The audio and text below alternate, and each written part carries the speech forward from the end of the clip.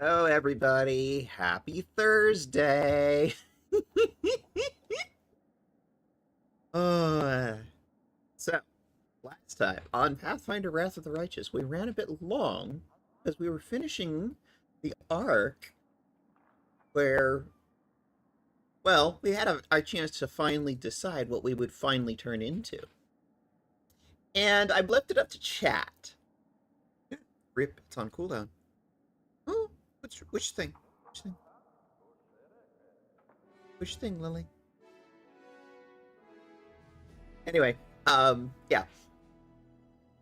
I left it up to chat to decide what we finally turned into. And chat went with dragon. So, we are a gold dragon. We are now solidly in Act 5. So, spoilers for the last act of the game. Hi, I'm chat, Labo said. I mean, I left it up to chat. You were the one that responded.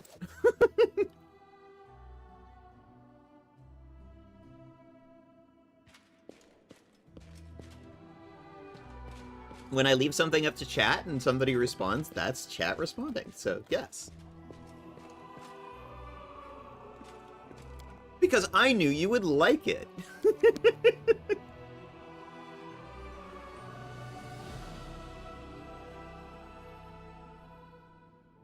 You know you're not complaining. That's fair. All right. Oh, hello.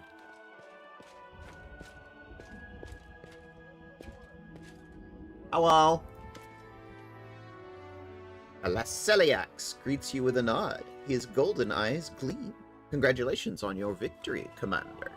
That was an arduous trial, but you pulled through, and you invoked the dragon spirit within you. I never thought I could say this, but you can become a dragon, child. I can teach you how to bring your inner and outer forms into accord. Once you become your true self, you will achieve harmony. But my mythic power is the result of Aurilu Vorlesh's experiment. It comes from the blood of demon lords. How does that make you feel? Do you find it repulsive? No, child, I don't. You do not need to worry. The source of your power does not make you good or bad. I can see your abilities clearly. It does not matter where they came from, they are yours now, and no one else's. Moreover, your power is like a living creature. It grows and it develops. Sometimes it reminds me of a dragonling that has not yet hatched from its shell. One day, it will awaken in full. Want to know more about Terendelev? Hi, Ivydron!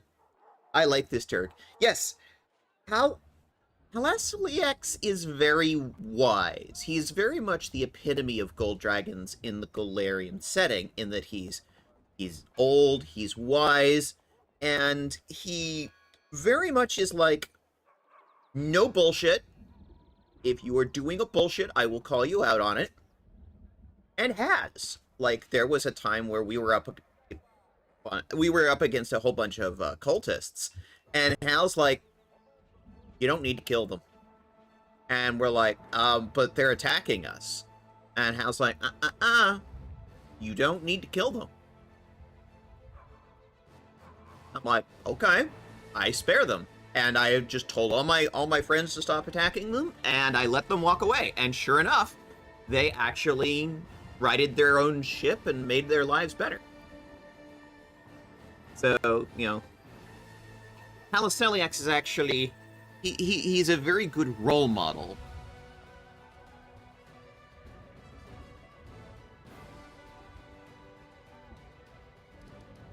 Want to know more about Terendelev? Well, let us remember her together. You said you were her teacher. What did you teach her? Lessons of peace and lessons of war. Some lessons were practical. Others seemed pointless at first, but eventually proved necessary. She was my best student, and when corruption and darkness closed in around her, she was the only one of my students to keep fighting. Even when the odds were against her, she refused to give up. I have had other students touched by corruption, but that is a story of loss, and I do not wish to discuss it now. What was she like? She was incredible, but before I will say any further, what memories do you have of her? After all, you were the last of my kind to speak with her.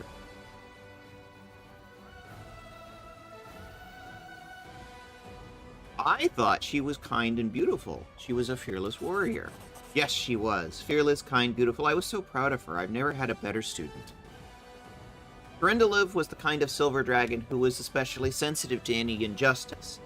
She was always interested in the warm-blooded nations of Golarion and sought to better understand their lives and customs. Eventually, she and Savalros, her friend and sworn brother, swooped down from the mountains and joined the paladins of Iomade in their fight against the demons.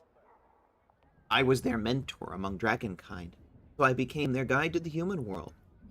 But we did not know the challenges we would face. The war waged on in the wound, and Thranduil lost one friend after another.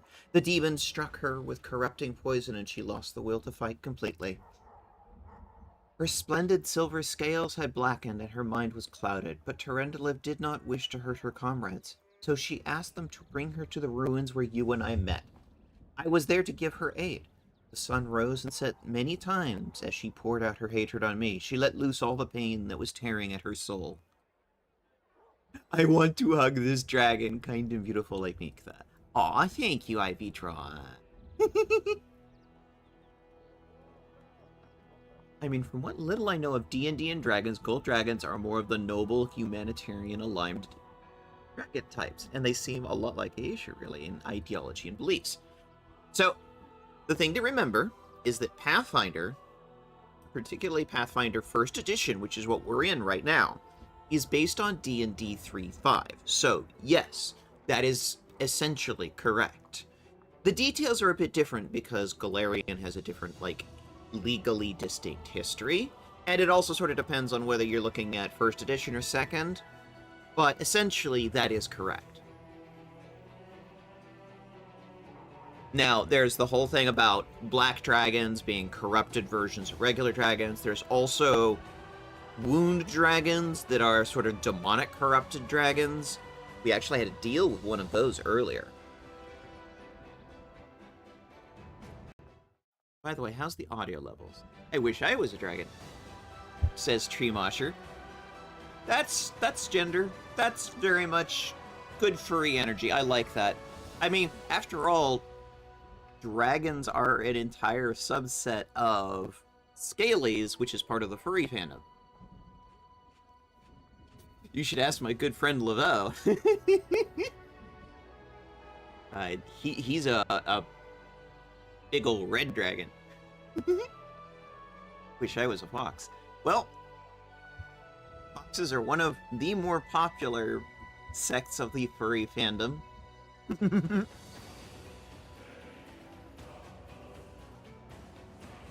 To be fair, Lavos, I don't actually know if Aisha is supposed to be red dragon, white dragon, gold, or what. Like, in terms of, Golarion and Faerun, what is Aisha's dragon type, you know? In this particular setting of Golarion, Veshka is gold. Mist Dragon in the furry fandom, not sure he matches a D&D Golarion, etc. type. Well, he sounds very, gold. But, you know, in the end, your character, your rules. That's the way the furry fandom has always handled these things. Your character, your rules. You know, so long as it doesn't hurt anyone else.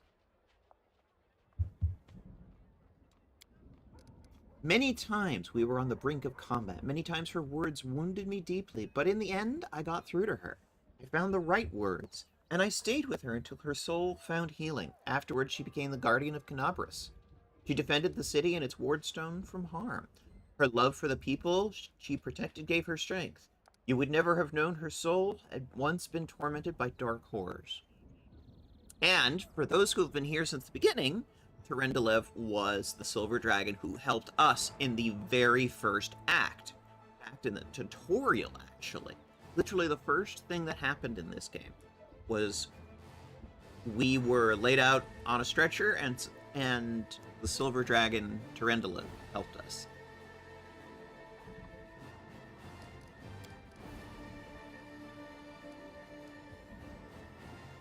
Why did you help me in the Battle of Dresden? Because I saw a dragon.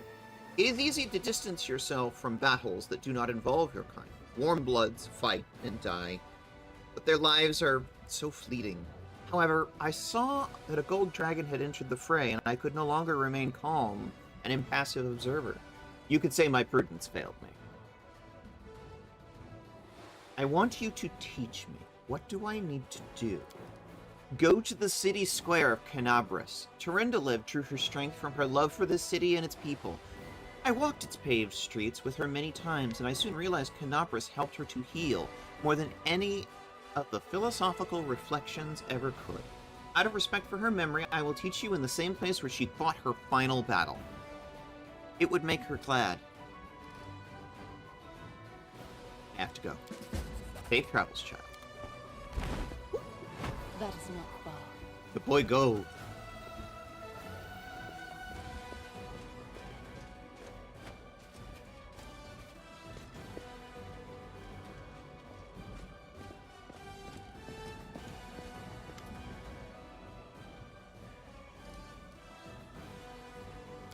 Oh my. Oh my. Yes, indeed. Would you be interested in playing Oblivion? I never liked Skyrim. Okay, so I have sort of a mixed set of feelings about Elder Scrolls. For those who were around for yesterday's stream, I sort of talked about this a little bit. I have a long and extensive, deep and abiding love for, like, fantasy settings. It has been a part of my life since I was a little kid.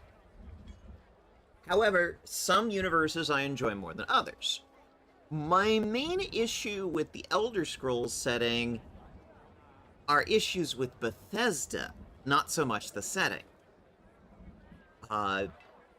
Particularly Elder Scrolls Online very much mistreated one of its trans employees. And if there's one thing you learn about me, more than anything, my political alignment, my ideology is trans people are worthy of respect and deserve to be treated well. And that is one of the things that I have never forgiven Bethesda for. That, you know, Todd is his own memes. Todd never changes. Bethesda has a bad habit of releasing games and then letting the community fix it so that they don't have to. Now, that having been said, none of that is a reflection on Elder Scrolls as a bad, saying that Elder Scrolls is a bad universe. Todd is Todd. Yes, Todd never changes. So, I have played Skyrim. It's fine. I played through it once and it's just sort of like, okay, that was the thing I just did. I don't really feel like I need to do it again. I never have actually played Oblivion, although I'm curious. I've heard from a number of my friends that Oblivion was better than Skyrim. And I sort of feel like, okay, I can sort of get behind that. I haven't played it myself. Skyrim is more remembered for its mod community as opposed to an actual game. Yeah, when you come right down to it, Skyrim's plot is dead simple, and there's not much there. Why play Elder Scrolls where Expedition 33 is out? The game is actually a Game of the Year contender. Actually, I don't know what that is. Tell me what that is, Lily. Oblivion had the better BBB mod.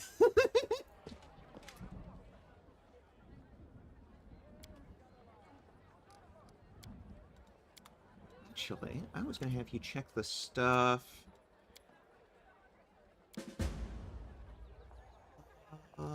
Yes, we have the ancient cloak that we can restore now. There we go. Oh, wow, I just got an achievement for that. Restore a Rilu's magic cloak. There we go.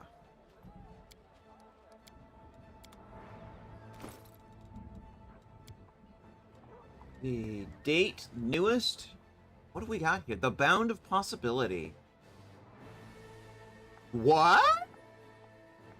If the wearer is a gold dragon, the cloak grants the wearer a second additional spell slot for any level. In addition, the wearer's dragon breath deals an additional 20 divine damage.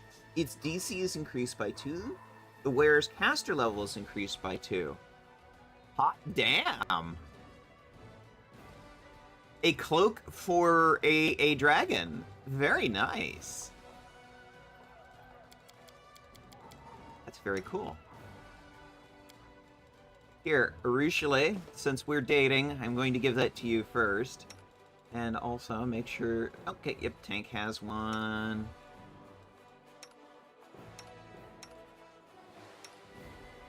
Everybody have a cloak. I should probably go through and level all these kids. You have a cloak? Yep, you have a cloak. You're good. Okay.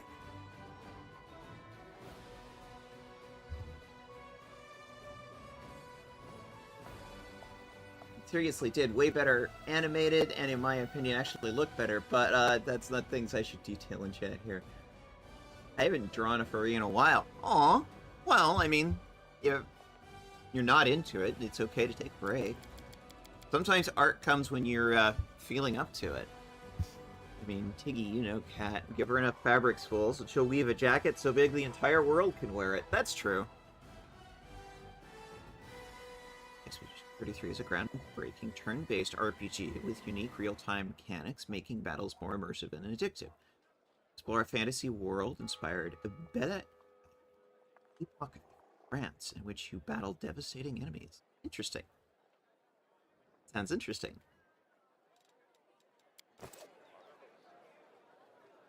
In due time.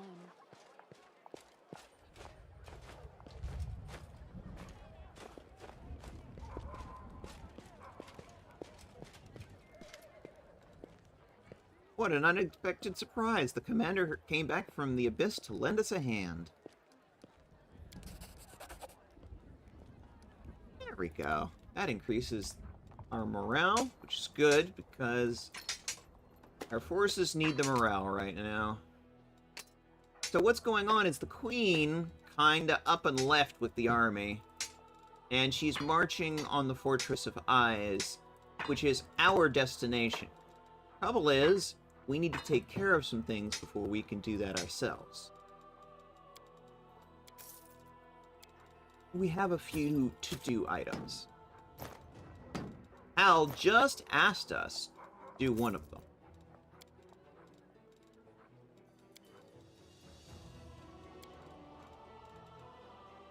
Oh, I got all the things back from my baby.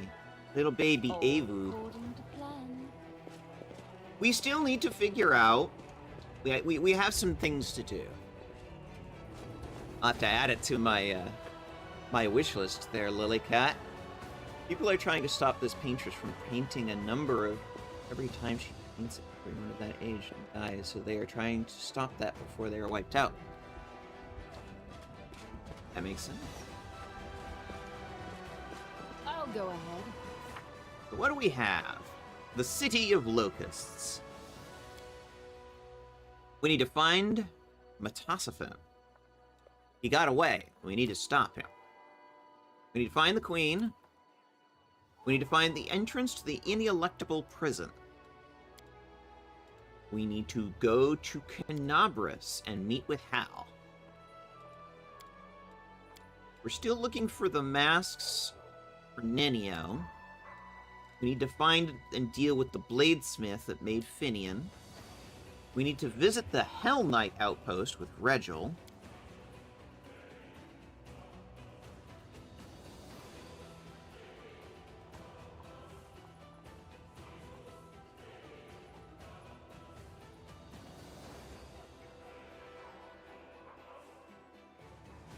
This is interesting.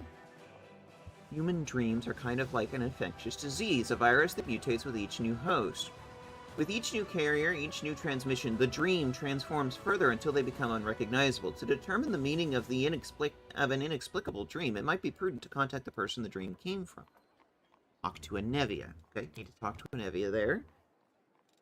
We need to deal with the thing in Darren. Hello, Wesley Wolf. Welcome in. Okay to not find the queen. Thank you. From the Eldenwood. Wesley Thank you. Wolf. Thank you for following. Welcome in, Wesley Wolf. Not set. Interesting. Interesting. I'm not sure why it said not set. That's new. I haven't seen that bug before. If you're curious, they were last playing Oblivion Remastered. Very cool. Hell yeah.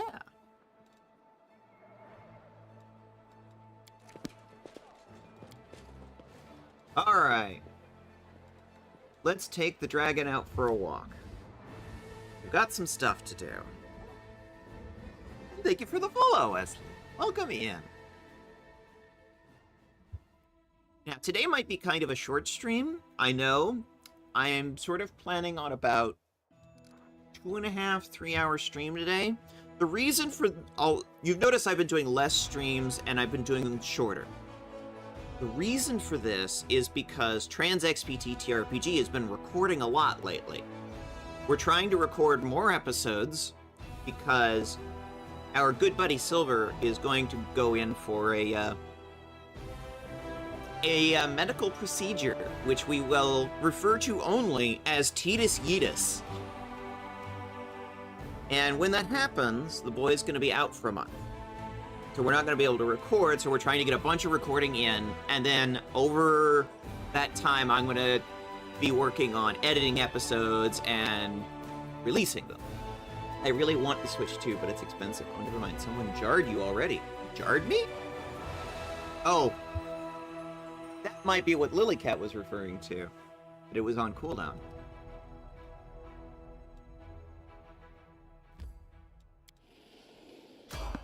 There's somebody on the road.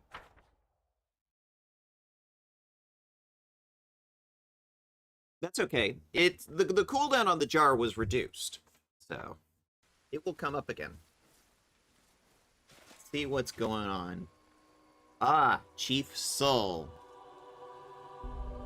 Barely moving, a formless figure shuffles towards you. When it finally draws near, you realize it's Chief Soul, but the state of him, the wound has desiccated him, drained him of his last vestiges of strength. His clothes are caked in blood, his eyes glazed and rolling in his head, and black saliva trickles from his limply gaping mouth. Soul, is that really you? You're alone? Where are the other mongrels? Sheva Melek, his lair, they're all there. Do you know where the lair is? Gestures. There. He's not himself. We need to get him to the healers. Maybe he'll give us something once he gets some rest. Commander, to Dresden. I'm going to Dresden. Need to gather a rescue. Easy, easy. We'll rescue everyone. The commander's back. Everything's gonna be alright. We're getting you back to Dresden for help immediately. Thank you. We'll talk there. Now we have another item. This is another companion mission. You notice? Like, a number of them are relating to specific companions. We've got a Nenio. Nenio's looking for some masks. Darren has a thing in him we need to deal with. And now we've got Land's mission dealing with the mongrels. And Seva Melek, who we dealt with in the last act. But he got away.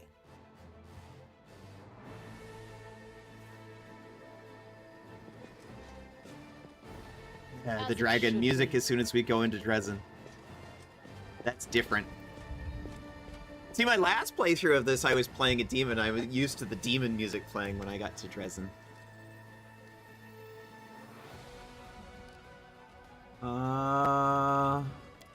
Okay. That's... Oh!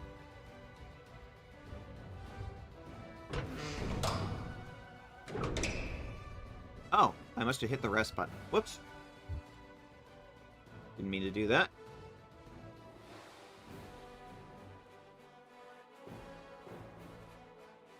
Yeah, 450 is a lot for a lot of people. It is a pretty high price point there, Lavos.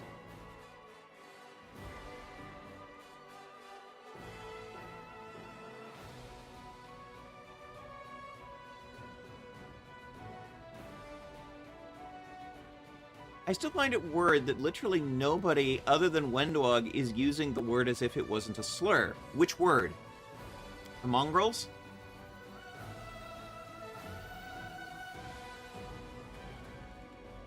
That is not far.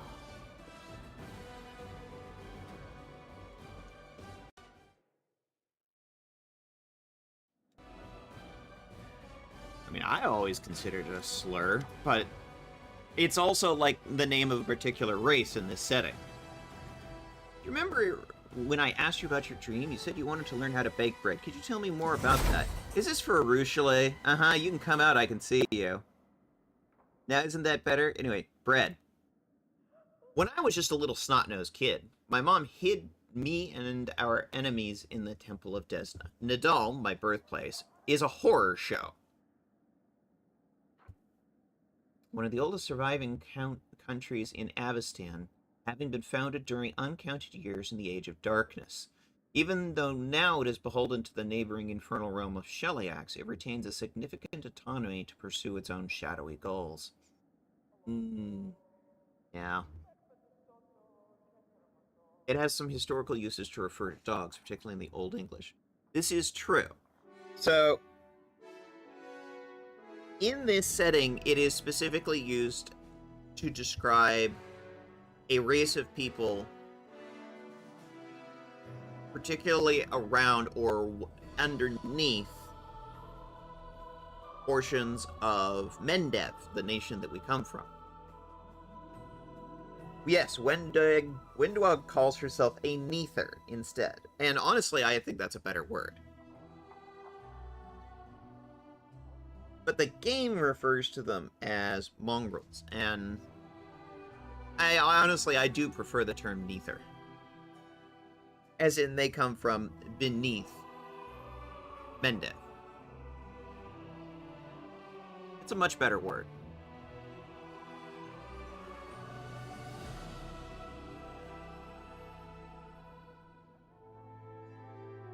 And that is one criticism I absolutely will level at the game. It really should use the term Neither.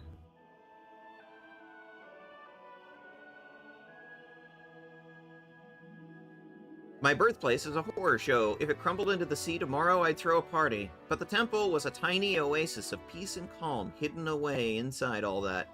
Folks in the temple knew how to laugh. They'd sing songs as they did needlework. In the mornings, they'd bake the most fragrant bread in the whole world. I could barely see over the table, but I'd stand and watch as the cook mixed the dough, formed it into rounds, and put it in the oven. It's the happiest memory of my life. Well, of the crappy part of my life, up until I met Beth, of course. Or at least, work with more of the fact that only Wendog uses the non-discriminating name. Yeah, and honestly, I wish Wendog was a better character. Wendog is fun, but oh god, she's a... I can't deal with Wendog. I just can't deal with her. Like, there are a number of ways in which Wendog is correct, but there's also ways in which she is not.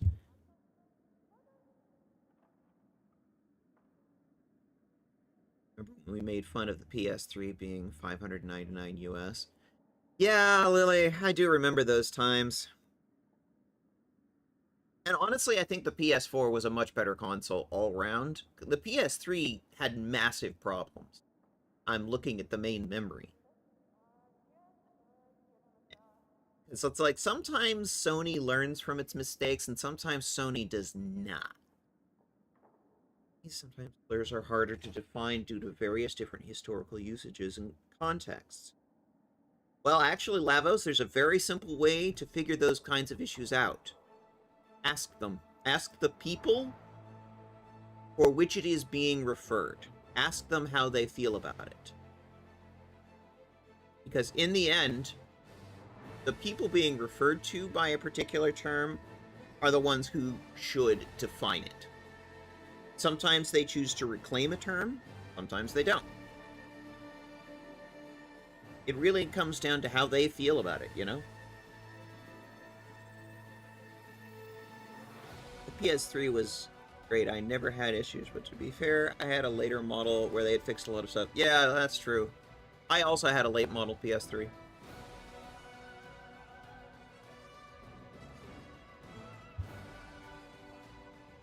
That works. If a term is specifically just for that, the issue becomes it's got more broad usage. Yeah.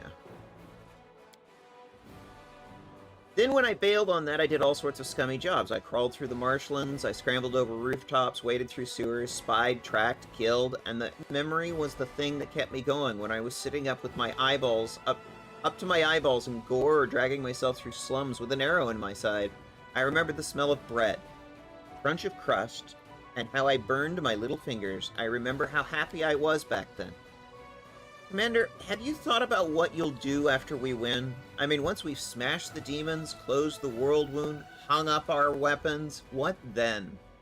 I know my war will be well and truly over the morning I get up, mix up a dough, and put it in the oven. I'm going to sit there and watch it rise. And Anivia is very right. It's like the most important part of any major war or conflict like this is having an endgame plan. What will you do if you win?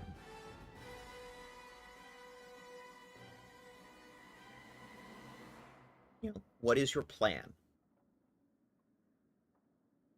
I like Wendwalk. My only problem was she lied to us. And this is going back to the very beginning when we were back in Act 1. She lied. She was eating the flesh of the Aasimar.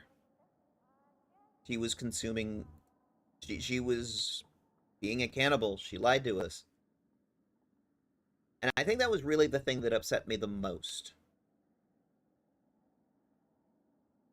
She wanted us to lie to Chief Soul, and I'm just like, I'm not comfortable with that. And that's eventually why I wound up going with Lan. Because Lan didn't ask me to lie.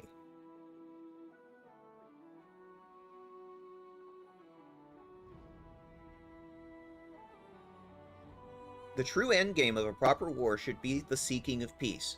Exactly, Lavos. Couldn't have said it better myself. And that's also what Anevia is talking about here.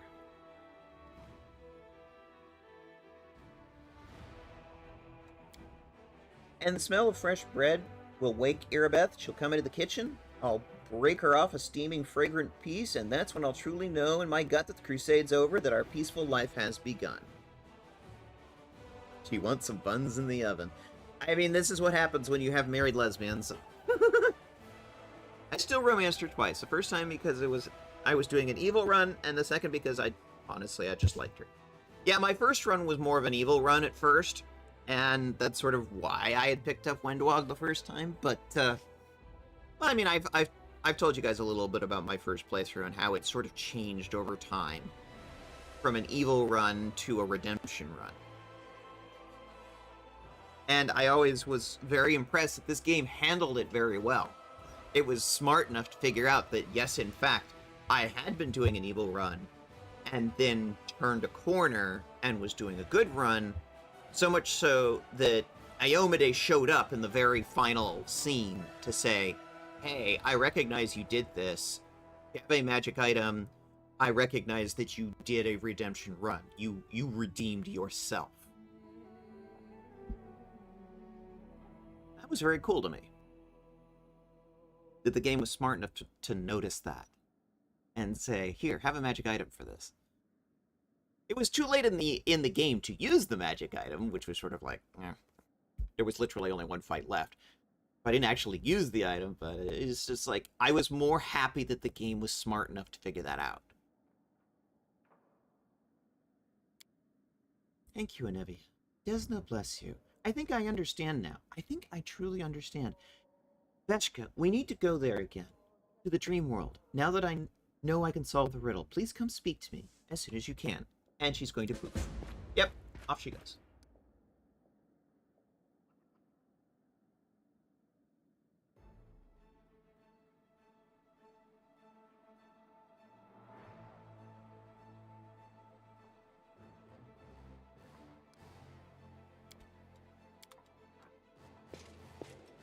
We have so many things to do. In due time. Now we have an Arushale quest. My problem with Arushale was often, like, I can never tell what she truly wants because she's always sucking up to you, and it's like, I want you to be yourself All according to plan. and not suck up to me. Let's go to your dream.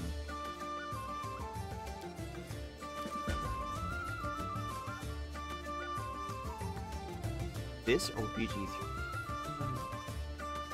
On the Trickster path, Iomide goes like, I have no idea what you're doing and I don't like it, but at least it looks like Nocticula doesn't either. Well, it's the Trickster path is the pure chaos run. There's no good or evil, it's just chaos. Wesley Wolf, this or BG3? Not sure what that's a reference to. What are you referring to there, Wesley? Arushale seems even darker and emptier than before. The smell of smoke and ash... Oh, Arushale's dream seems darker and emptier than before. The smell of smoke and ash lingers in the cold air. You can't see the nightmare, but you can feel it watching you from the dark. The succubus approaches the table reverently as if approaching a holy altar. Then she hesitates. When Desna asked me, what do you dream of? I didn't know anything about dreams. I've been trying to imitate mortals, but I never really understood what I was doing. I filled my dreams with so many things, but now I understand why they all burn so easily. They were not real dreams. But, how should I put it? Mortals don't actually dream about objects, they dream about ideas. Filling my dreams with those items was like stealing a road sign from a stake and then claiming I had an entire town in my hands. Enevia isn't dreaming about a loaf of bread. Her dream is about a whole new life, a life where there's no war, where she lives in her own house and bakes bread for her beloved wife.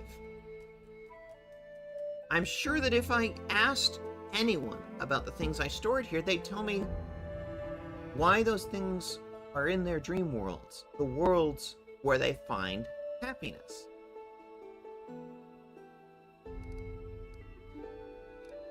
Did Enevia's words give you any ideas how to find your own dream? They did, almost. Maybe, I hope so. We'll find out soon enough. This table didn't burn because it's part of the true dream.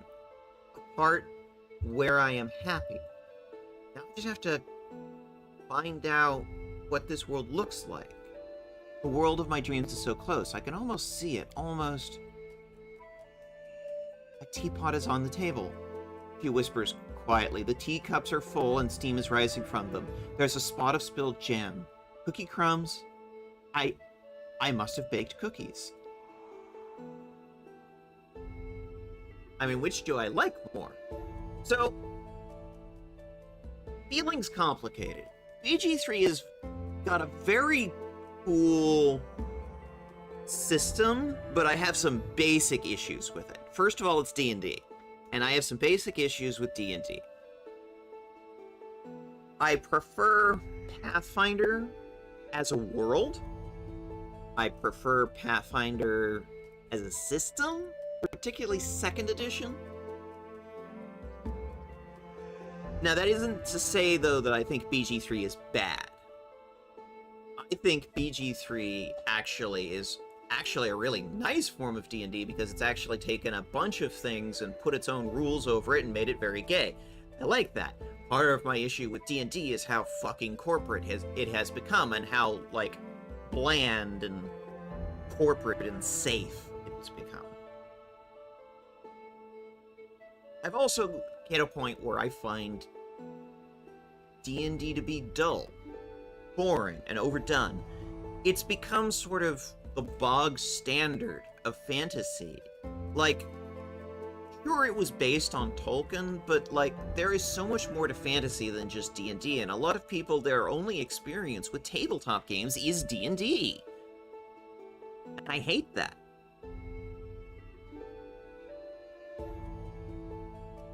I'm very much in this camp of holding up a big sign that says, but there's also Pathfinder, which is really cool, and like gay and trans, and it's cool. Particularly second edition.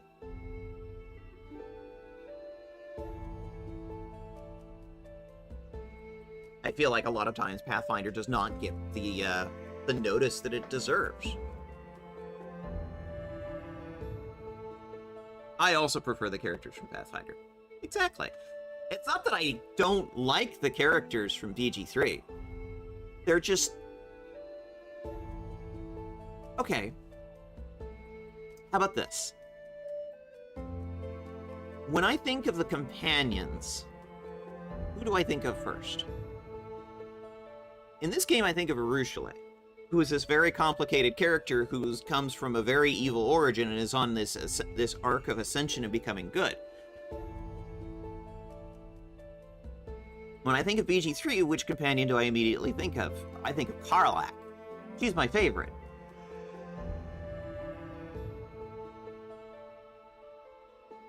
She's also struggling against demons.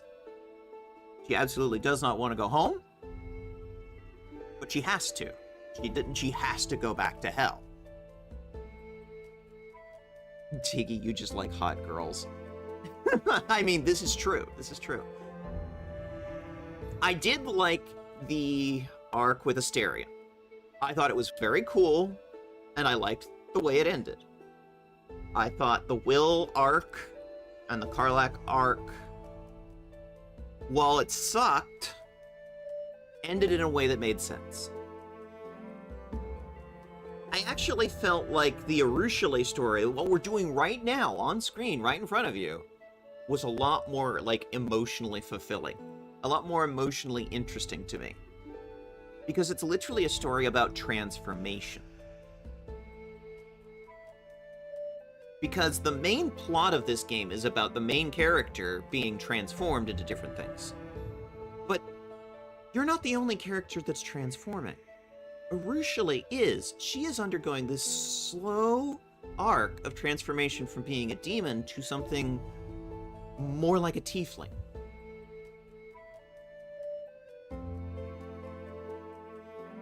Which is also why I played a tiefling. You can actually see her art right here, which art is by artist friend of TransXP TTRPG. To be honest, even just seeing this stuff right here, I do feel this story a lot. Yeah, me too. And that, honestly, I think that means I'm doing good justice in my, playing this game for you and showing this game, if you're actually liking this sort of journey of discovery that's going on here.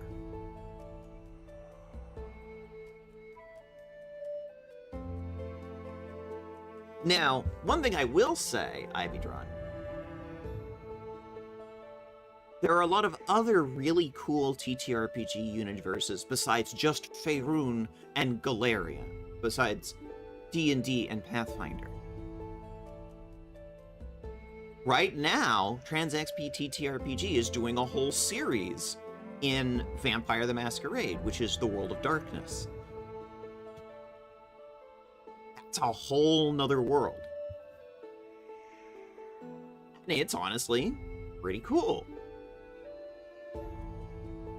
There are other universes. Other TTRPGs. The entire space of TTRPGs is huge and immense, and there's a lot there. And I feel like a lot of times, D&D just overshadows everything. Whenever somebody thinks of a tabletop RPG, they just think D&D, and I just go, ugh.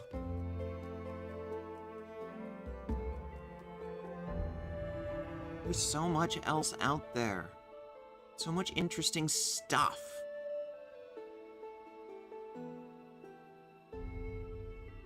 Do you know there's a TTRPG for World of Warcraft? There's a TTRPG for fucking Final Fantasy XIV? There is so much more out there. There is so much more in heaven and earth than is dreamt of in your D&D. There's one for Astaria, but it's bad. Yeah, exactly, Lavos. I mean, honestly, if I could design you an entire system for an Astaria game, Lavos, but I would do it in Fate. Because I like the Fate system.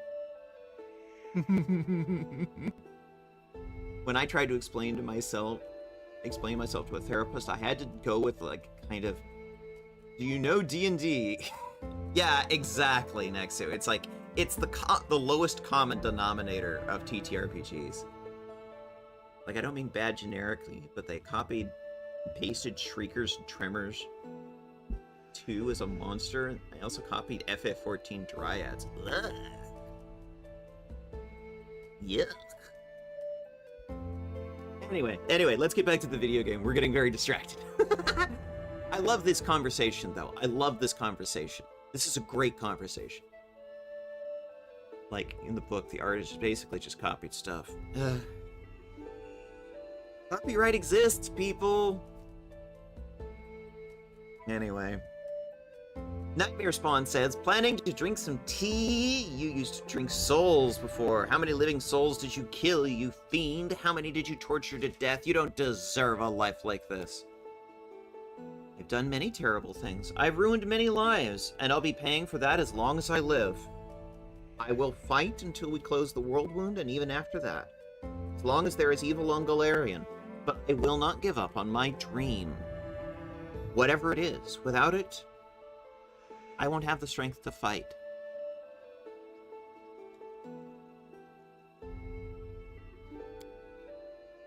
I'll make you pay with your life. Enemy approaching!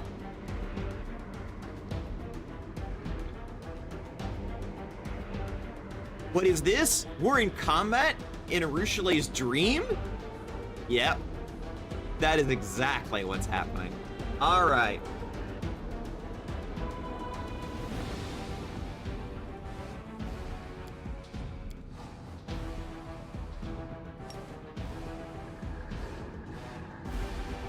Veshka smite!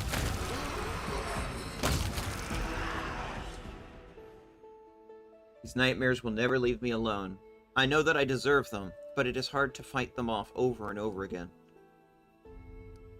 You cannot have dreams without nightmares. They are the price you must pay for your humanity. Yes, I know. Thank you for helping me fight them off. Let's continue. Surrounding the table, I see a house. A large, spacious kitchen, a ray of sunlight coming in through the windows, branches of apple trees swaying outside.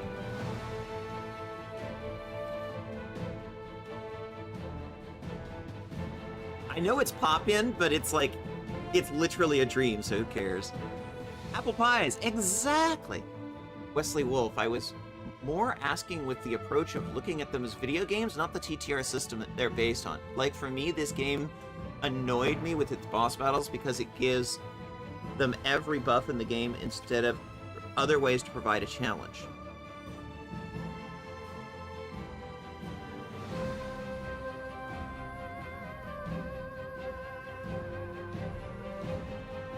It's a valid criticism. It's a valid criticism. Unfortunately, I am a TTRPG nut, so I have a hard time trying to distinguish BG3 from D&D, this game from Pathfinder. Because to me, they're just a video game version of those tabletop games. Now, you can talk about RPG mechanics in terms of video games. You can talk about that a lot, and that's a perfectly valid discussion to have. Like, and then you have to compare it with other video games that are RPGs. Like, at that point, I would start bringing into a discussion like, hey, so what if you compare these to, like, other RPGs that happen to be turn-based, like, say, Dragon Age Origins?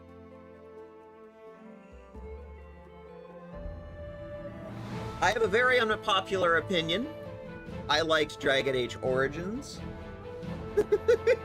I like that there was a custom origin for each different race of character that you made. I thought that was great, and I don't think any other game has done that since.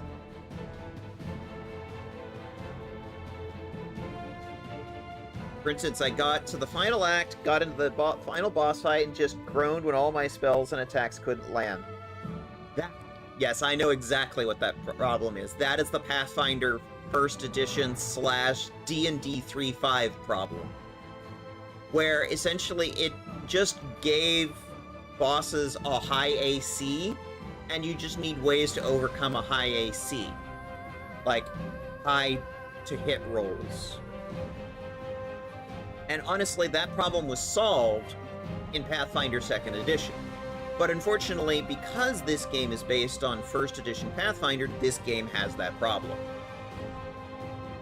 It's the problem where you're just sitting there going whiff, whiff, whiff, whiff, whiff, whiff, whiff, whiff, whiff constantly.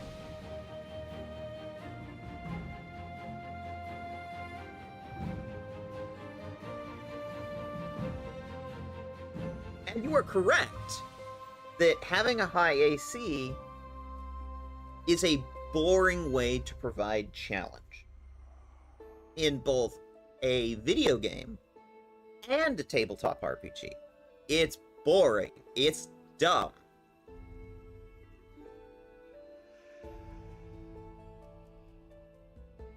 Now, I think BG3 had other ways that it tried to provide some difficulty in its boss fights, but BG3 also suffered from a problem where it had trouble communicating those mechanics. For example, the final boss in the Asterion arc. I'm not getting specifics because I know some people still consider that spoilers, but we broke that encounter, and that was how we dealt with that. We broke the encounter. That was how we dealt with it.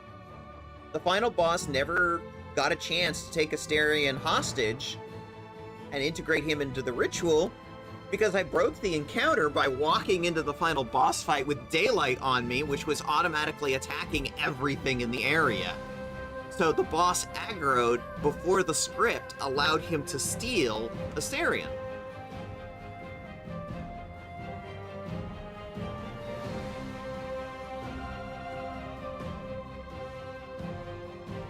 I won the encounter by breaking the script.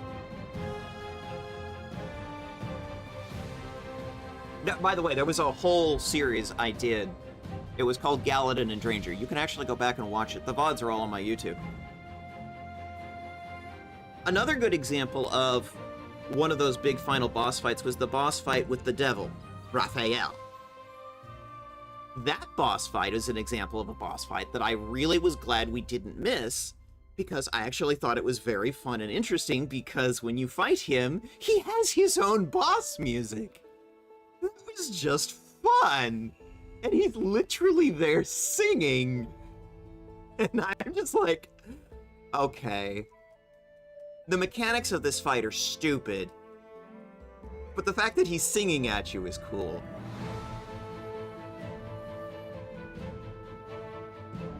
One could argue that makes the game better, though, winning the fight through creative means. Yeah, I could see that. I could see that. All in all, I would say that trying to say this game versus BG3 and trying to say which is best is an invalid choice. Both games are good, but in different ways.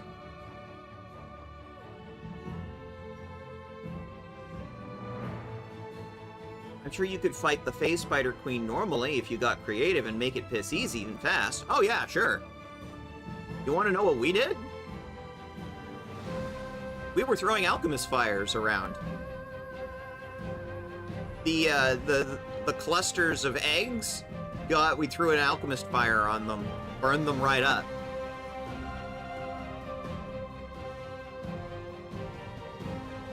There's a hidden way to beat that spider. If there is, I don't know what it is.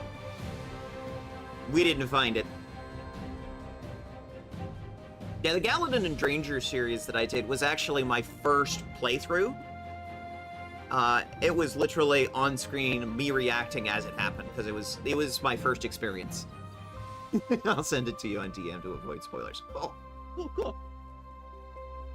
It's like, I don't think BG3 is a bad game. I don't think this is a bad game. I enjoy streaming this because, A, I think there needs to be more Pathfinder video games, and I think this is one of the best ones out there. That doesn't mean I hate BG3 just because I like Pathfinder Wrath of the Righteous. BG3 is also a good game, and I streamed it. It's just different. Honestly, you want to know what an ideal game for me would be? Wesley Wolf? Because if Larian made a Pathfinder game,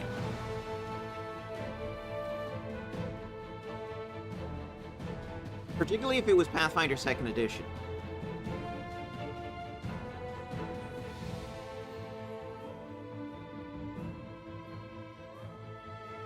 that's my dream video game.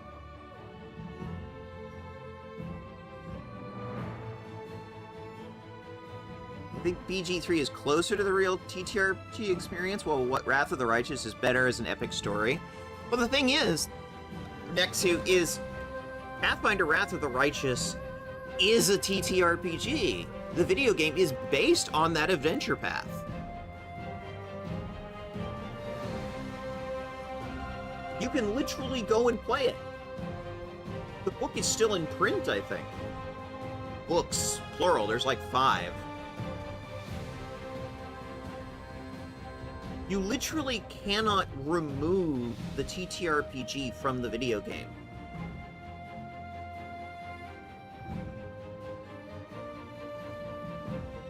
Now, is there a D&D book or series of books that is BG3? Not that I know of. But it wouldn't be too hard if you had a DM that was creative enough. Most of the mechanics are already there. But in terms of Wrath of the Righteous, the 5 books of the Pathfinder Adventure Path existed before the video game did. Owlcat Games just took the 5-book Adventure Path and made a video game around it. They had all the source material.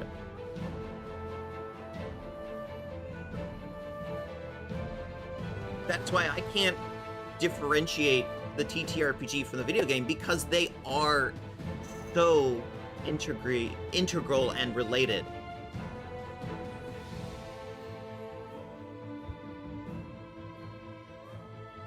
You want to have a house of your own, my venomous butterfly? You've deprived me of my home twice. First you took Elysium from me, and then I found a new refuge in the Abyss, and you destroyed that too. And now you dare to dream of a house of your own? I have wronged you. Badly. And I feel guilty. I'm not trying to make excuses. There's nothing I could say to excuse that what I've done, but you are dead, Demalchio. I will never forget you, but I will never let you take my life.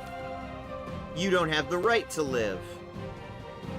Our victory is certain. Let's try this way.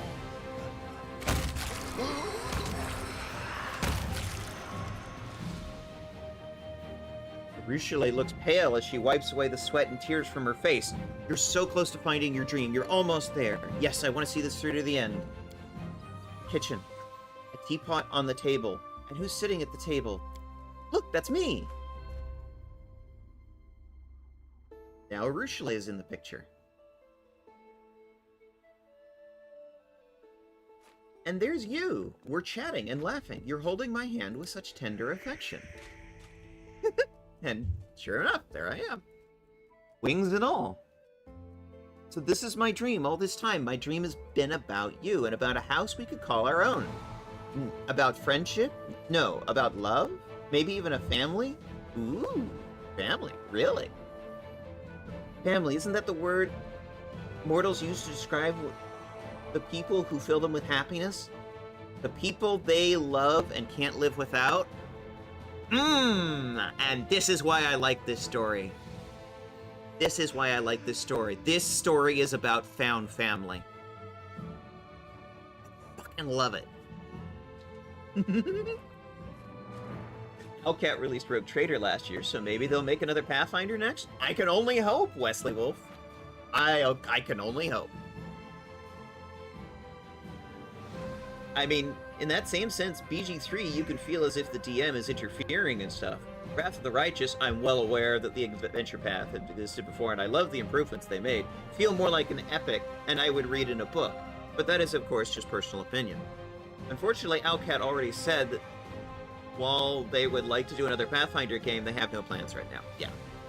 Unfortunately, no. That's sort of why I said I would love it if Golarion made a Pathfinder game, because they haven't made any statements like that. But Golarion has also been very closed-mouthed about their next projects. So, we're sitting here talking about dreams. We're talking about our dreams. My dream is a Golarion Pathfinder 2 adventure path. Honestly, you know what would be cool? You know what would be really cool? Ruby Phoenix. A Ruby Phoenix. The Ruby Phoenix adventure path. Done in Larion's engine. That would be so cool. Or maybe even just Extinction Curse. See, that's the thing about you're talking about these things being epic tales that you would read in a book. That's what Pathfinder adventure paths are. They're epic tales that you get to play out in a tabletop setting. That's what Wrath of the Righteous is. Wrath of the Righteous, Ruby Phoenix, Extinction Curse, hell, even Kingmaker. Oof. God, don't get me started on Kingmaker. That is what Pathfinder adventure paths are. They're epic tales, the kind you would read about in a book, but they are laid out as a tabletop game that the DM can run for a group of players. And they are epic. And that's why I love them.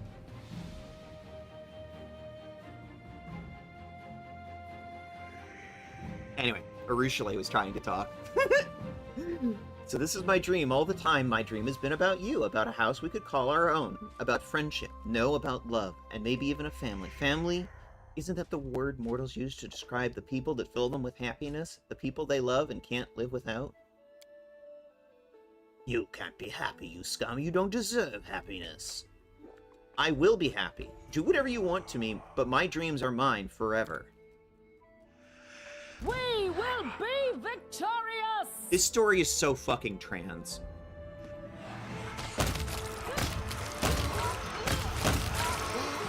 Disappear.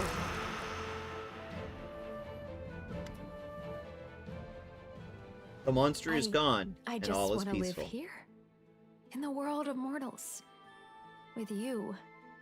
I have solved the goddess's riddle. This is my true dream. This is so fucking trans.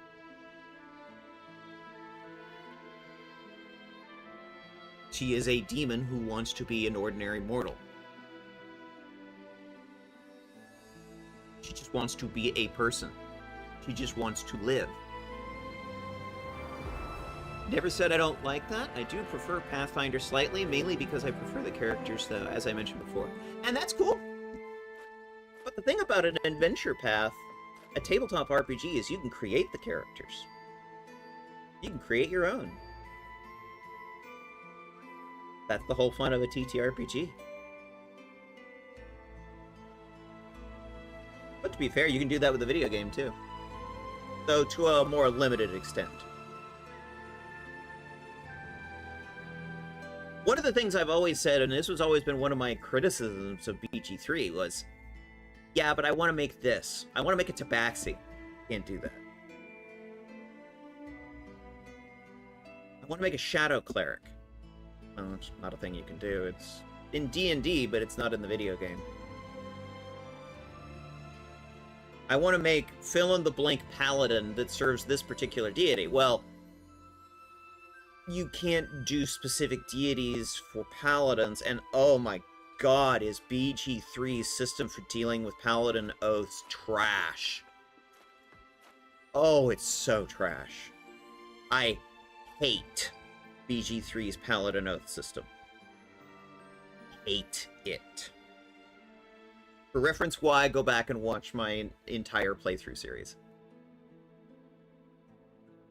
And it's not to say that there aren't problems with Wrath of the Righteous either. The whole, sitting there missing constantly, issues with AC, and, those things that were holdovers from D&D 3.5. Those are all absolutely issues, and I'm not going to defend them.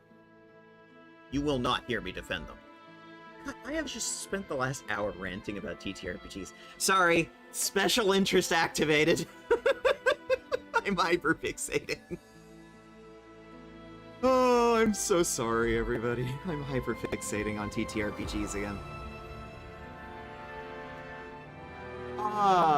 The smell of freshly baked cookies wafts through the air, and the steam rises from cups of hot, fragrant tea that have been set out on the table. Arushale gazes around her longingly. You have never seen her so happy.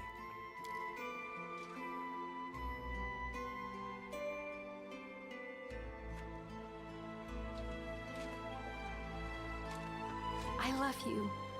Will you be with me? Will you share my dream?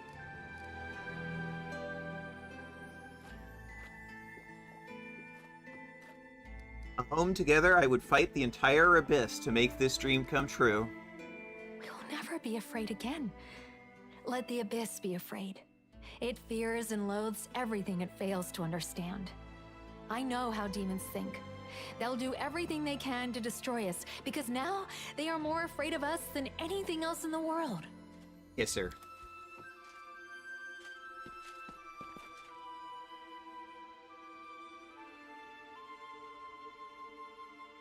Let the abyss be afraid. Exactly, Sam. Welcome in, Sam. Her lips tremble slightly, and she returns your kiss eagerly. She is being careful, gentle, trying not to hurt you. However, once she realizes you remain unharmed, her timidity gives way to desire. The former succubus had long shown incredible restraint, suppressing her passions for years, but now as lips meet yours, she holds nothing back. Been here a bit, just not feeling well, so I've been quiet. Let's go! Yeah, so basically, Arushale's transformation is complete. Oh yeah, it's all coming together. All coming together. Exactly, nice too. Her transformation is complete. She's technically not a demon anymore, because she is a succubus, but her kiss does not drain the soul. She's technically more of a tiefling now. She just looks like a succubus. But she doesn't steal souls, because that is the essence of being a demon. She doesn't have that power anymore. She can't be a demon now, by definition. And that was Desna's gift, to enable her transformation to complete itself. As we are sitting here transforming also in our own way. This is our happiness, our dream, an Elysium of our own.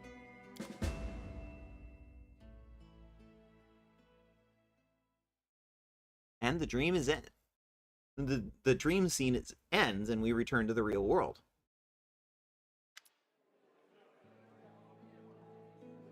The dream world fades away. The Arushale is still in your arms. The kiss you shared in the dream continues in reality. She presses up against you. You can feel the heat of her body beneath her clothes. Let's go somewhere where no one's going to bother us. Yes. Let's go. Let's go!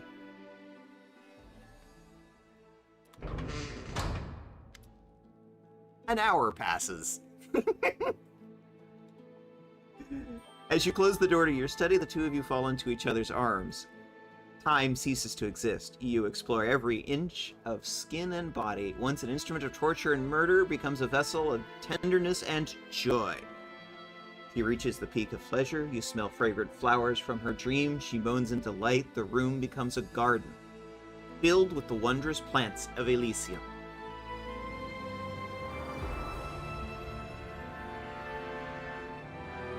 Elysium plants are growing all over the bedroom. As a succubus, well, I've done plenty of things in my lifetime. But what we just did was unlike anything I have ever experienced. It was the first time I've ever felt love and tenderness. I was so worried that my dream world was the only place I would find redemption.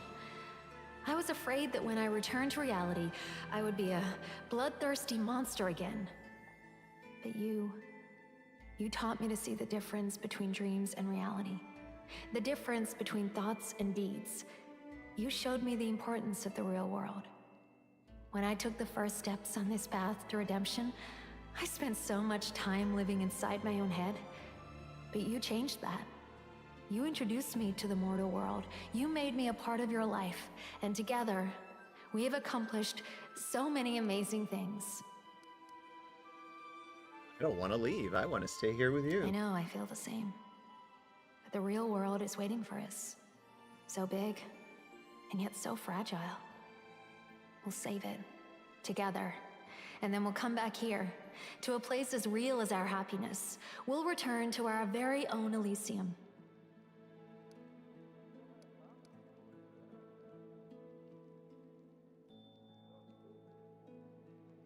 That's the conclusion of the Arushale arc, and the Arushale love story.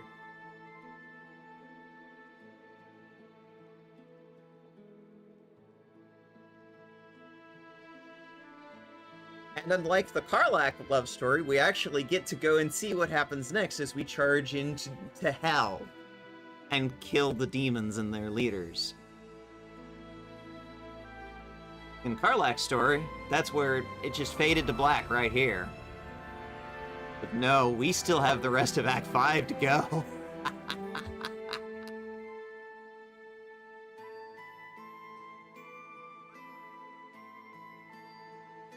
But first things first.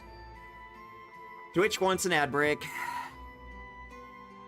We'll be right back in 5 minutes. Once we let Twitch do its little thing. Be right back.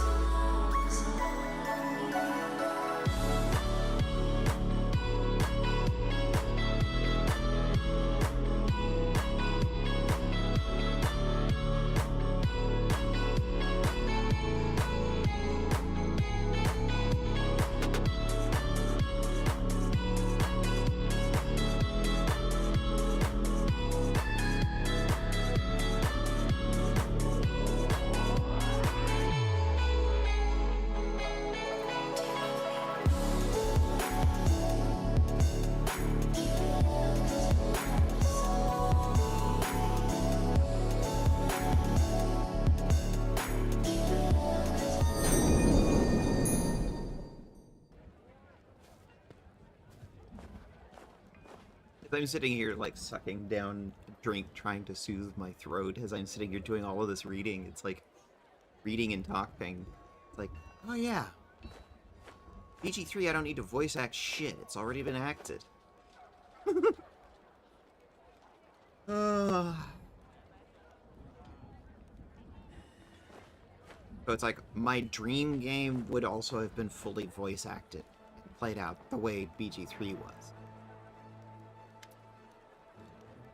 Vander is back, so am I. I can't believe it. Armed or something. I bet Seven Malik thinks you died long ago, but here you are, wheezing away. Come on, tell us what happened. We need to hurry. Remember where Seven Malik is holed up? Yeah, it's Valley of Ruins, the Valley of Temples, he called them. Said something about a city hanging over a cliff, an ancient city. The City of Eyes. It's a funny coincidence that we need to go there anyway. Although it's not much of a surprise, really. The demons are either cowards or idiots. Probably why Seven Malik is striking so close to Eyes, so he can turn tail and run back to his friends if things get ugly.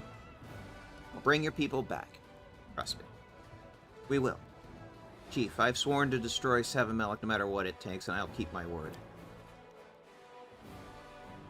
Maybe you can't. Maybe there's no bringing them back anymore. Whoever's poisoned is poisoned forever, but seeing them before I go, even that would be a blessing. Hey now, Commander already promised you will get everybody back. Don't make her reconsider, and don't you go dying on us before we get back, you hear?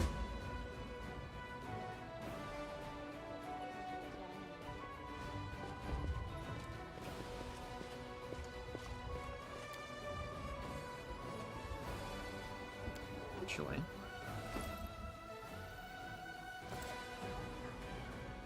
Which one do we want to do next?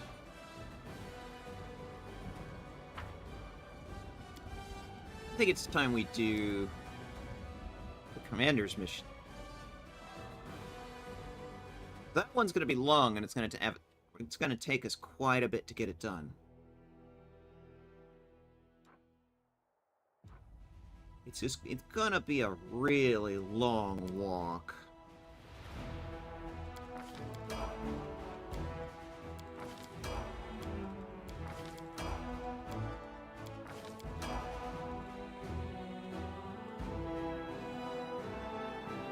Her mission is in Canabras. 3 days it's going to take us to get there.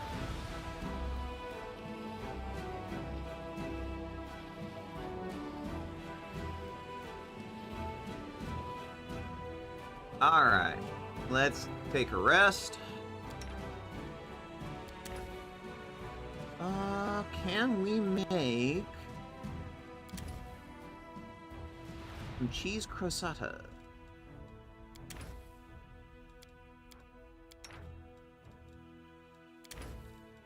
Cheese crostata. There we go. Yes, I want to change the current recipe. Make a potion. Let's make some potions of critical wounds.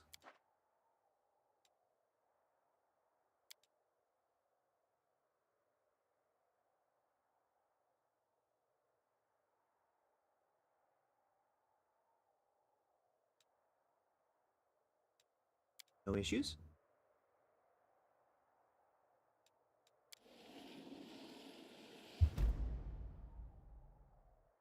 Hollow tree.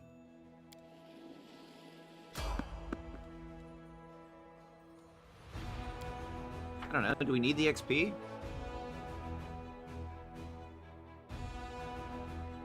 Random encounter.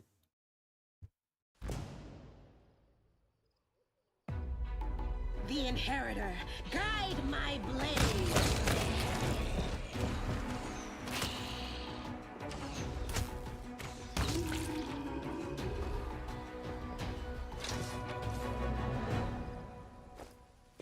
Random encounter.jpg. Don't care about any of that.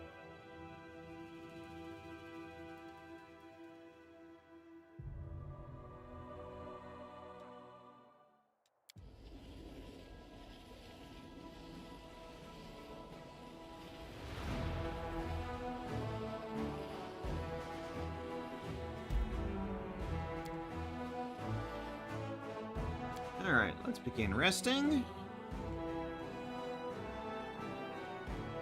Looks good. We're gonna have to do this 3 times. The Wholesome Queen is the only truthful person in the inside-out reality of the Abyss. She only displays what Nocticula and the rest try to hide. All that means is she's more foolish than other demons, alas.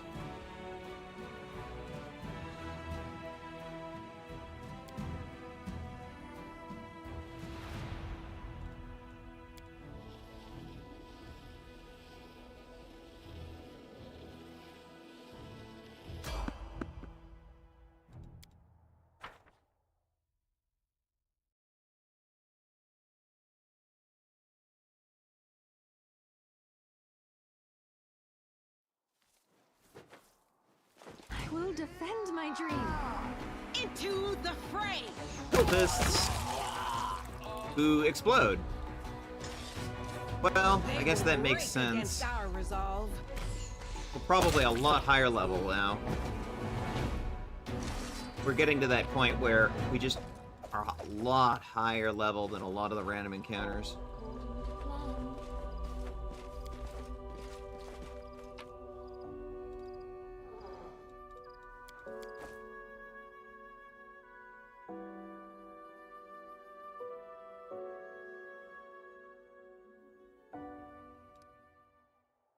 Right.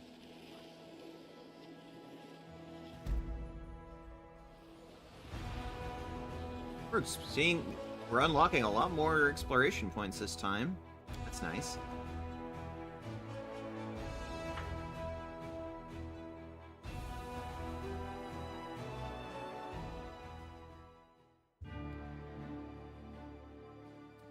Canabris, or what's left of it. The difference is this time, you'll notice there's no longer a big rift down the middle of it.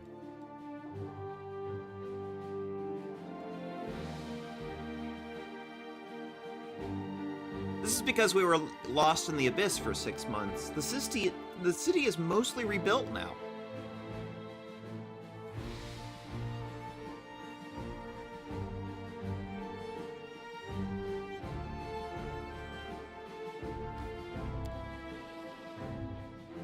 Yeah, we should probably get a nap in. Lon, can you please explain why mortals insist on so many different forms of address? Sir, Madam, my lord? I can barely keep track of them all.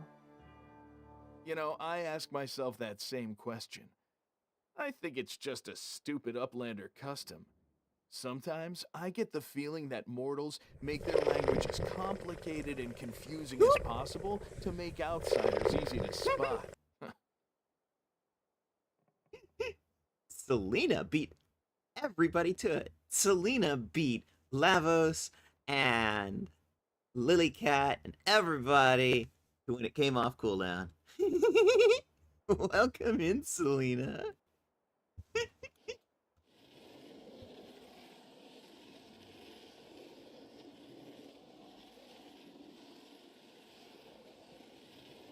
How are we doing all these lore checks, I wonder?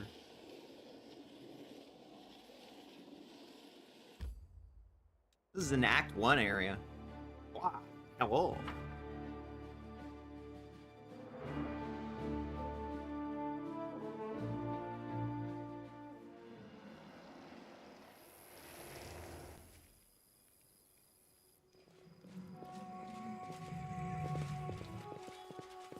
Hey, Hal. Celiax breathes in deeply and smiles. Many dragons can't stand the smell of cities. They dislike the stench of the streets and the pollution in the air, but for me, this is the smell of history in the making. Look at these people. These lives are fleeting, but each of them have hopes and dreams for the future. They may seem insignificant, like small drops of water. But together they are in an unstoppable force, a tidal wave that crushes everything in its path. M typed slowly today. That's perfectly fine, Selena.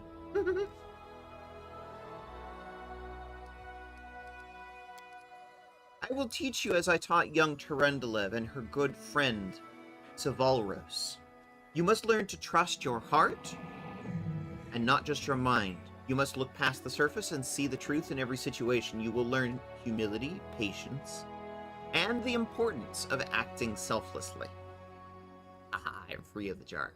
My keyboard broke yesterday, so I'm using screen keyboard. Problem. I want you to learn how to serve others, to look for those who need help, and do anything they ask.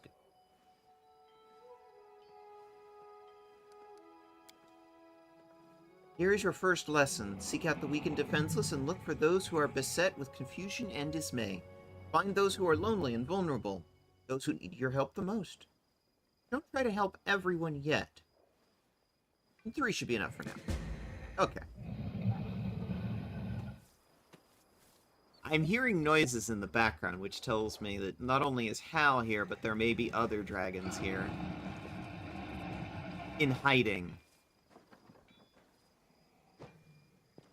Remember that dragons can take human form. Carefree girl. My mom told me not to speak with strangers. You look upset. Is there anything I can do to help? You'll help me? Well, it is my birthday. I want a flower crown. The very best flower crown.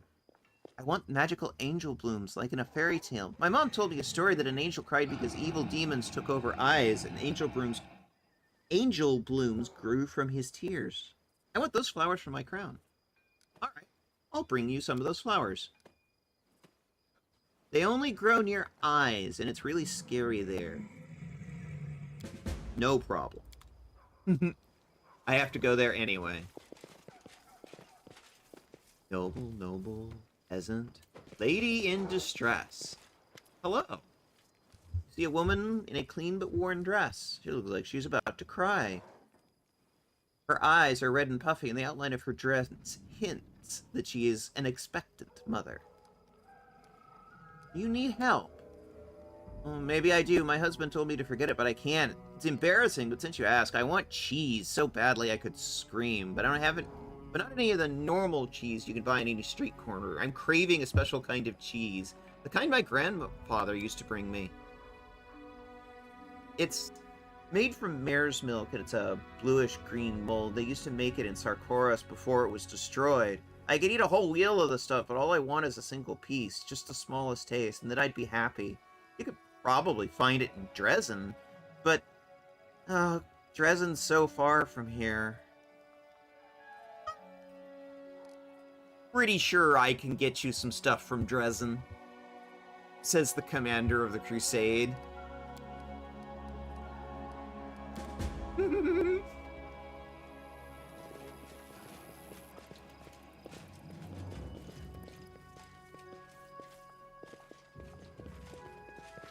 wonder who else here we could help out.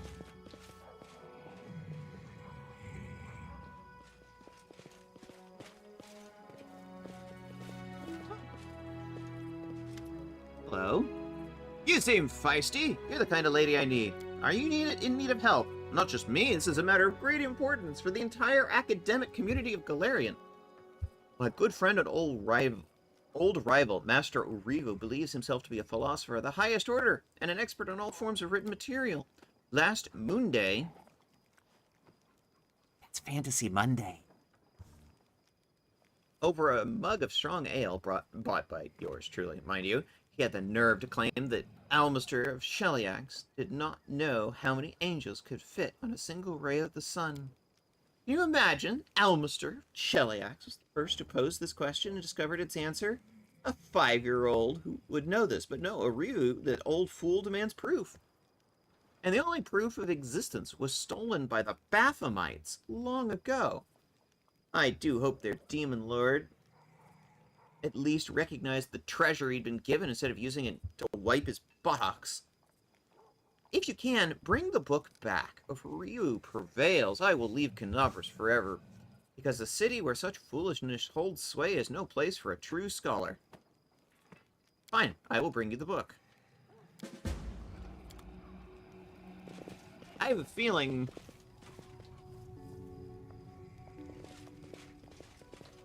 that's gonna be a bit of a dungeon grind. But that's okay, we have plans for some dungeon grinds. You, it's the cutest tiger girl. Well, thank you. But remember, I was rejected by the cat folk for being too much of a tiger. Girl discrimination against tiger girls.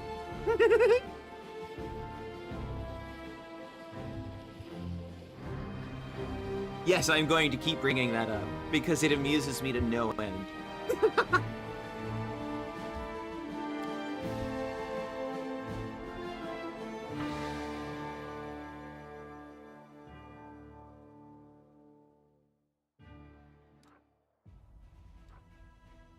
Alright.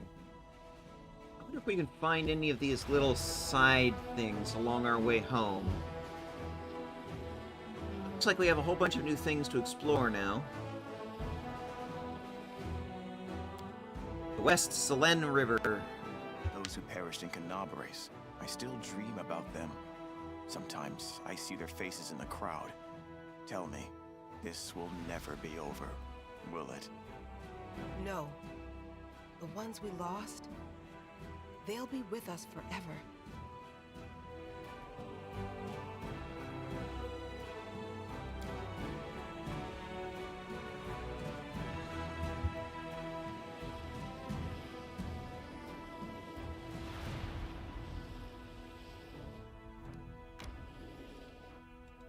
Oh. Cool. More reagents.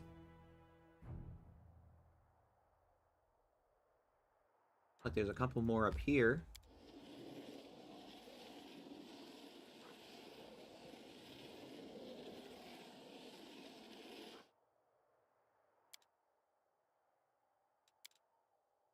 What's with the gloomy face? Did somebody say something to you? If somebody's been bothering you, you just point him out to me and I'll smash his face in. No, Sela, everything's fine. I was just thinking about... Gay is in, gay is hot. I want some gay. Gay it's gonna be. That timing. Selena, that timing. I was just thinking about gay.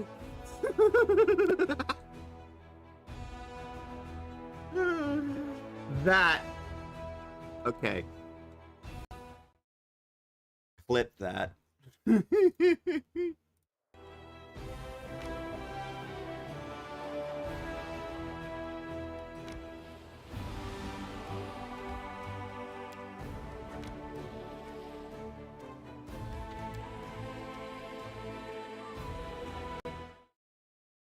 This is very true, Selena. This is very true.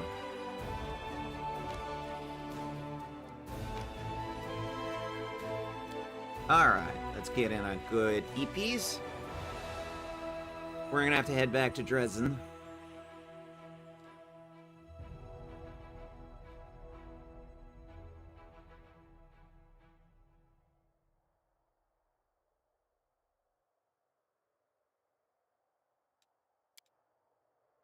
I could tell your thoughts.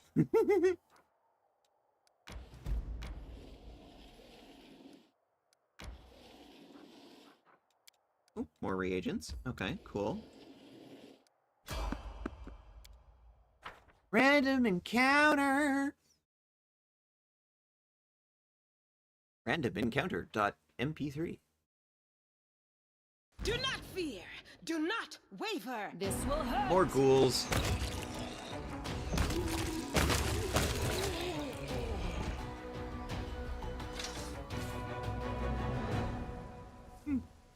That's it, huh?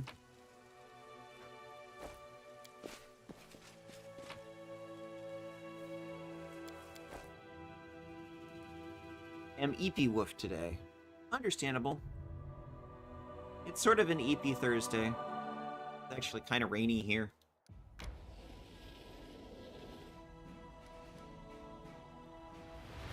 Carcass of an unknown creature.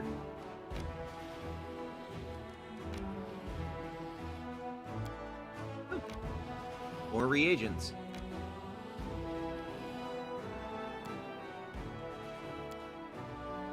You can get used to anything. To monsters, to demons, to war, even to peace. But the huge sky overhead, every time I look up, it sends a shiver down my spine.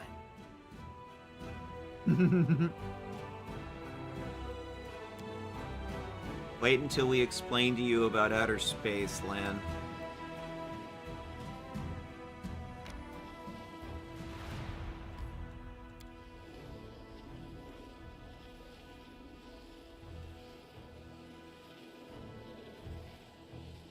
The 5th of Lamachan. Fantasy September. Actually, no, let's continue right into Dresden, and we'll spend the night there.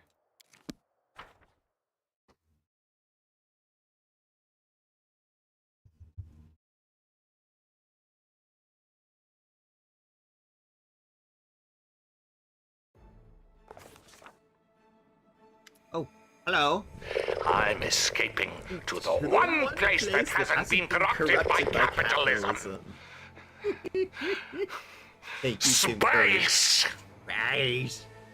There you are, my treasure. I've been looking all over for you. Are you ready to go on a new voyage? Yes, I'm ready. Marvelous. I'll be waiting for you at the Murky Grotto. Cool. Greetings from Gundren, War Chief. Back once. The town is besieged. They need help. Who is besieging them? Demons. Who else? We're going to aid them. We now have an Ulbrich mission. Guess Mara. He looks the same as before, but a bit more weary. So it's true, the commander has returned from the dead. We heard all manner of rumors, did not know what to believe, so I came here to see if it's true. What news of Wintersun? I thought time would heal, but it hasn't been easy. People gradually returned to their lives, but the mere sight of their homeland brought back memories of their atrocities. This is why, when the demons returned, we didn't fight the way we should have. Surrounding woods seemed to have taken mercy on us and sent animals to our aid, and they tirelessly fought the demon invaders. We only survived because of them. Might have had something to do with that, yeah. What will you do now? We will leave in search of a better life. The place we called home all these centuries no longer accepts us. There are too many ghosts, too many memories. I do not know where we'll go, but I pray the spirits will accept us. I mean, you could always go to Gundren. Farewell.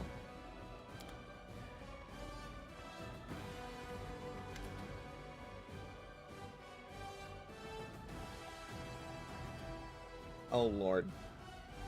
Ah, Commander, good day to you and all that. I'm Tina from Next Door Theater. Remember me? Here's the score. We've been rehearsing. We're ready to stage the world premiere of our play about your exploits. Grandma sent me to invite you. We're ready to get started.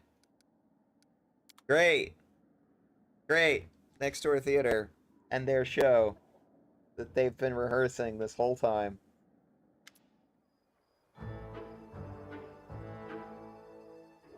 Ladies and gentlemen, the day has come. For every participant in the crusade is awaited with bated breath. The next day, the day when we, the Next Door Theater, finally present to you our newest production. Theater! Theater! Ember laughs melodiously and claps her hands. The elf's joy is reflected on Greyboar's stern face by a slight smile. A massive prop catapult behind the grandma creaks loudly and somewhat ominously in time to her words. At least, you hope it's a prop.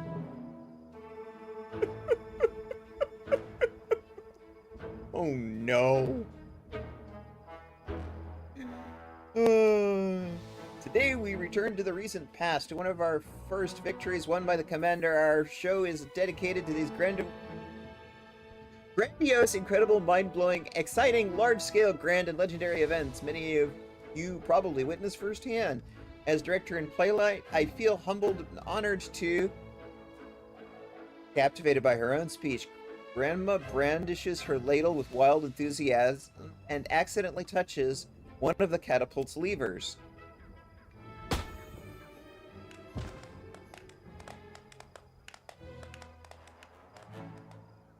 You hear a theatrically loud whisper from the ranks of the actors. Does anyone remember what we used to load the catapult? I have a better question. What did the projectile hit? I see something that resembles a plume of smoke and a place similar to the one where we left the crates our props were in. I put my cherry pie in the catapult bucket to have a secret snack during the performance, and now it flew away. She sobs. Stop panicking. The show must go on, even if we are left without our costumes and props. If something does not go according to plan, improvise. Nothing more than a few fireworks to celebrate our premiere. Now the show shall begin. Hurrah, we say. In the year 4750th, in the area near Dresden, a figure appears in front of the army awaiting her orders. It is their leader, the Knight Commander Veshka. My fellow Crusaders, a great battle is upon us. Why isn't Lely dancing? In this scene, she's supposed to do a pirouette and then the splits.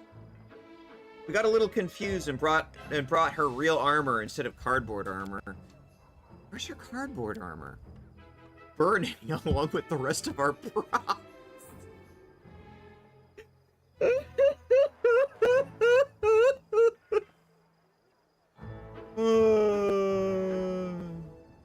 It's alright. Everyone knows the commander is a gifted dancer. Her talent is so great, she never demonstrates it in public, and no one will ever feel their abilities insulted. My name is Commander Shepard, and this is my favorite shop on the Citadel. Oh, Shepard, everybody knows you can't dance. This reminds me of the opening scenes of FF9. Yeah. It's so exciting. You'll have to give me a listen or two, but I just digressed. This is all because of a pie that flew away when the catapult went off. Don't be distracted from your part.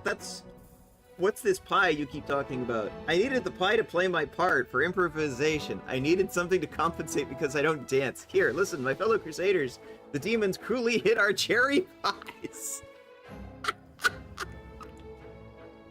But we shall defeat them and recapture this priceless treasure. Let thoughts of cherry pie inspire you in battle. Pies, hot, fresh ones from the oven, Arushale says. Cherry pies. Apple pies with cinnamon. The sound of rain on the roof.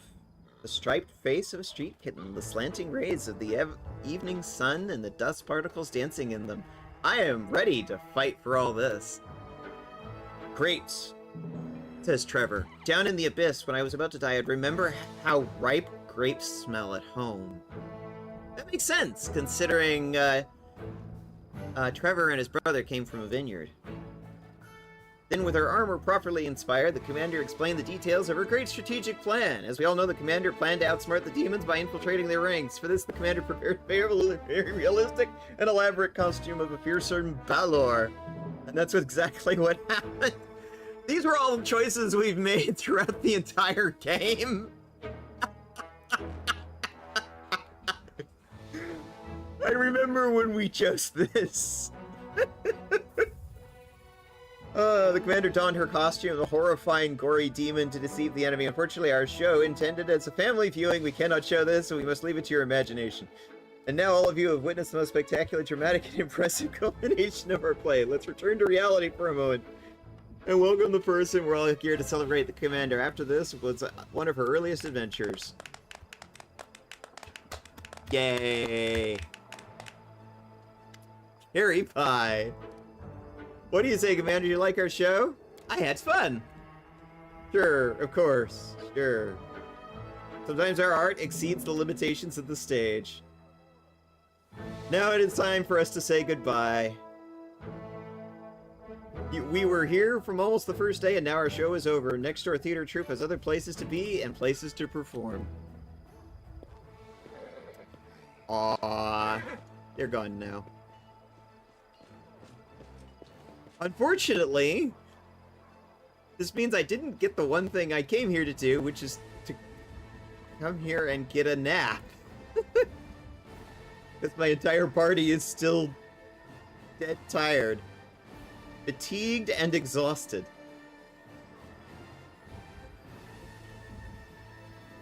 Because the play performance interrupted our nap. No mistakes.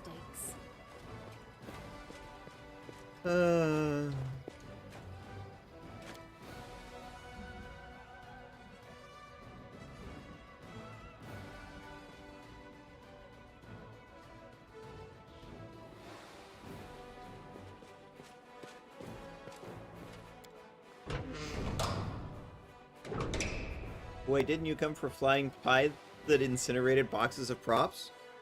I guess. You're proud of what you do, almost as if it was a respectable profession. Whereas you think the only honorable killing is killing in the name of a god. That's a zealot's reasoning.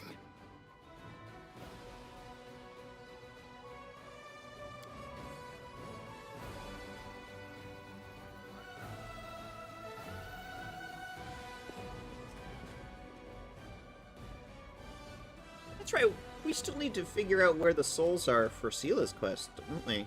That's another one we're still looking for. Alright. Now that everybody is no longer exhausted,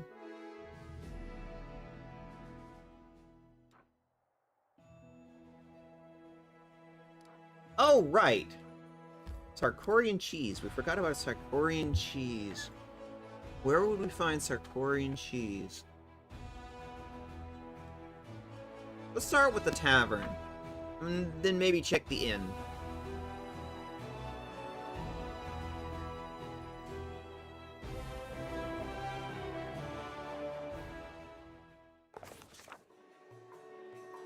That is not far.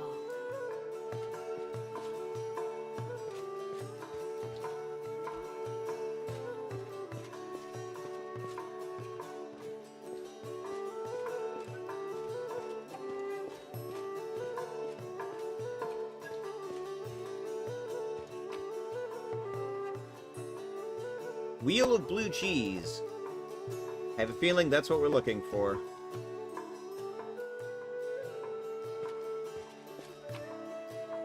More cheese. Additional cheese.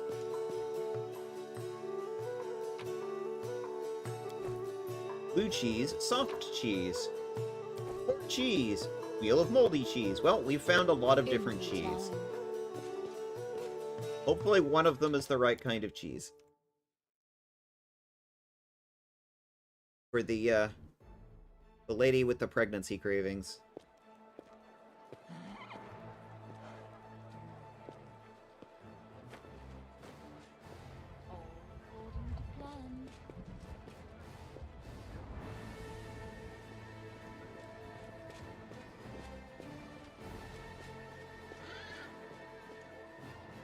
I'll go ahead.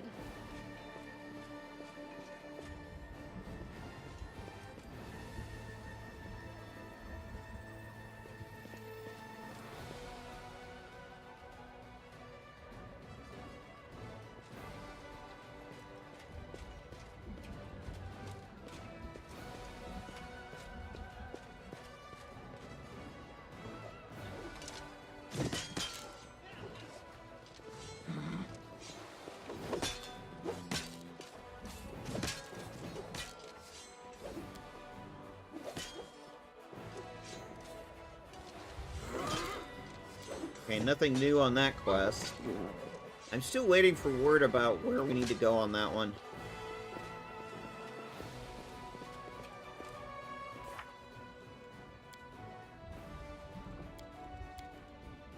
Ah, yes. Murky Grotto again.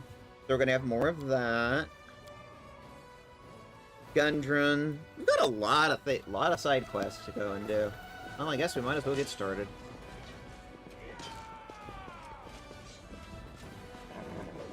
That staff is just hovering there in the air. What is that?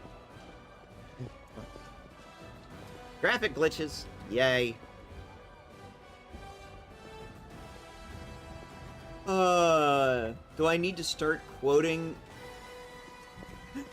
Joyce the Protoss announcer? Not enough cheese! Do I need to start quoting the cheese show sketch from Monty Python? Do they have any red Leicester? Kiki, I'm sure you noticed by now you are a literal bright ray of sunshine all the time. Well, yeah, it's because I'm a gold dragon. She literally emanates a gold light. But yes, glowy gold dragon. Yes, she's glowing gold all the time now. It's part of her being a gold dragon. She's just glowing all the time.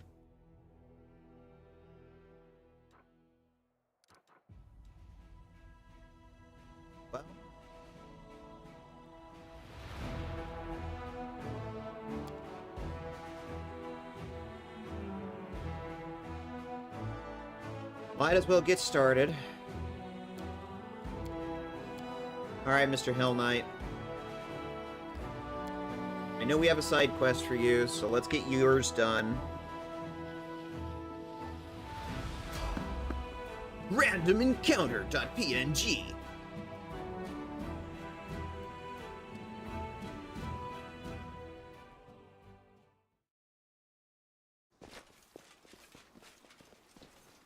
Hello? Brothers and sisters, I'm having a vision. I see her. I see the commander alive. One of our disciples, the holy martyr. There she is, standing before me as if she was live. Hey, Toil, look over there. It's definitely her. Yes, it's the commander. I swear by the holy tears of the holy martyr, it's really her. Turta, the bricklayer who once stormed into your room to tell you Ember had been abducted, looks at you with awe. I see her too, but where's the martyr herself? Doesn't seem like a vision. I'm not a vision. I'm alive. She seems real enough. Half a year passed, but if you're alive, where's the preacher? She's in Dresden. Why are you calling her the holy martyr? Everyone knows she perished. Turta, where are your horns? You're wearing a... I broke them off. I'm a human, not a demon. No matter what they say, I'm a human. Were you called a demon because you're a tiefling? Being a tiefling's only half the problem. The real problem is the more evil you do in your life, the less good is expected of you. If you stole yesterday, you will also steal tomorrow. Isn't that fair? But if everyone treats you like garbage, all you can ever be is garbage. What other choice do you have? And if a thief has horns on her head, well, everyone knows what that means. They're a demon. What else could they be? I used to rob and kill, got convicted, sentenced to hard labor, escaped, started over.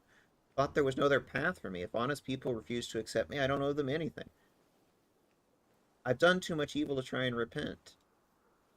I've lived like a demon in the abyss. There's nothing but evil in my past and my future. So I ran into these guys. I've heard them praying for the demon's salvation. Well, at first I laughed, then it hit me. What if I really do have a choice? What if there really is something else in this life, beyond this never-ending nightmare? I spoke with those who'd seen Ember in the flesh, listened to her recite her sermons from memory, and then I broke off my horns, and with that, I broke away from my former life. What do you mean by disciple? Since when am I her disciple? Aren't you? You travel in her party, listen to her preaching, fought evil at her side? Okay, fair enough. Where are you going?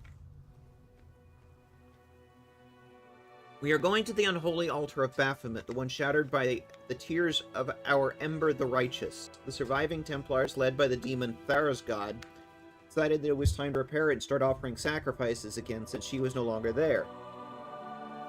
They started with our former cultists. They keep them captive and kill them one by one. We don't abandon our own people. We're going to free them and shatter the altar to dust while we're at it, along with the demon and his minions. I won't lie to you, Commander. We could really use some help. But no time for reinforcements. Every hour they delay means a death sentence for one of our brothers. If you and the preacher decided to help us, we would be grateful. Go to the Baphomet's altar with Ember. I'll come to your aid. Thank you. With both you and Ember the Righteous at our side, we cannot lose. The Redeemed Brotherhood. There's a fucking religion starting because of Ember. Well, I hope it's a good one. I suspect this is what eventually will become the Church of Nocticula, the goddess.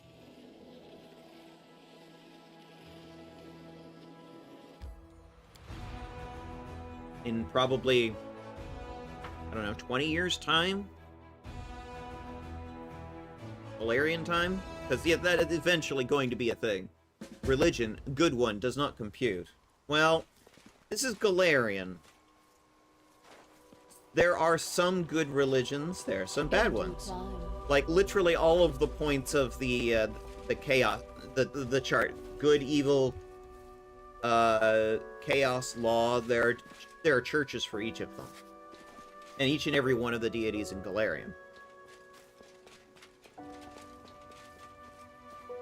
Alright. Hell Knights wanted to see me.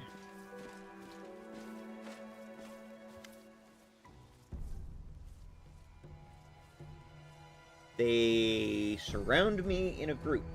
Okay, that doesn't sound good. The Hell Knight outpost welcomes you with a sharp and inhospitable silence. Tall figures in black, imposing armor tower over you. There are no threats or greetings, nothing at all. You all know why we're gathered here. Today, the Order's emissaries will hear the results of our investigation of the actions of the individual known as the Commander of the Fifth Crusade, as well as the fate of said individual. I will hear what you have to say. I will state the facts. You reserve the right to speak in your own defense. I will start with the main reason. The source of the Commander's supernatural powers, hidden from us until recently, is now clear. The emergence of these abilities was caused by a Rilu Vorlesh, criminal and an enemy that unequivocally and unconditionally must be destroyed. Whether the Commander is an associate or an involuntary tool is yet to be determined.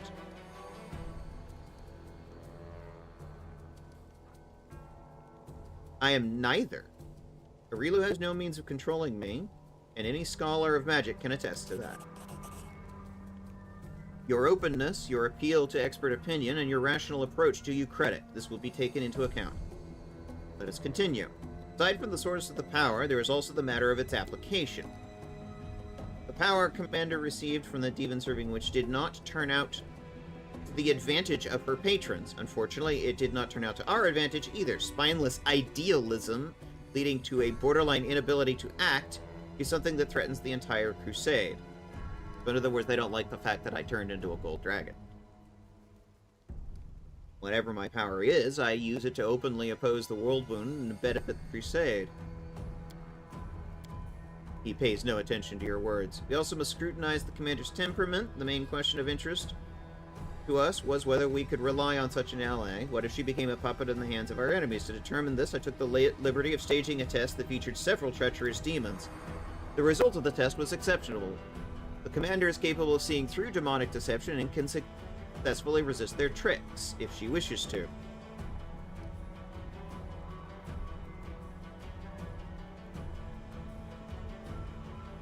Touch me by my deeds, not some artificial test. Deeds are not everything. Watching the reaction of an unprepared subject reveals much about their true nature. Enough! We have seen and heard enough. The verdict is clear. What we've heard is sufficient to conclude the actions against the Commander are the accusations against the Commander are unsubstantiated. We have no reason to suspect our ally of treason or associated with a Rilu Vorlesh. From now on, the Orders are prepared to provide assistance to the Fifth Crusade. I disagree and officially dispute the decision. Do you intend to maintain your cooperation with the individual known as the Commander of the Fifth Crusade, even after everything we've heard? Unbelievable. This is stupid and perfidious decision that puts you on the same page with the demonic lackey that we've been discussing. Reginald Derenge, that's enough. We're not going to argue like cantankerous old men. This decision is final, and you know that you have no means to dispute it. You are correct. I do not. But I have a different way of correcting your stupid, childish mistake. I challenge you to a duel, Commander. This is very irresponsible of you, Derenge, but lawful. Reginald Derenge is lawful. Period. Lawful evil, to be precise. I cannot interfere, even though I very much want to. The Orders refuse to support you. You're making a fool of yourself to soothe your wounded pride. Such behavior is not befitting of a paralictor. Agree to the duel. As you wish. Clear the room and make necessary preparations. Alright, you want to fight me?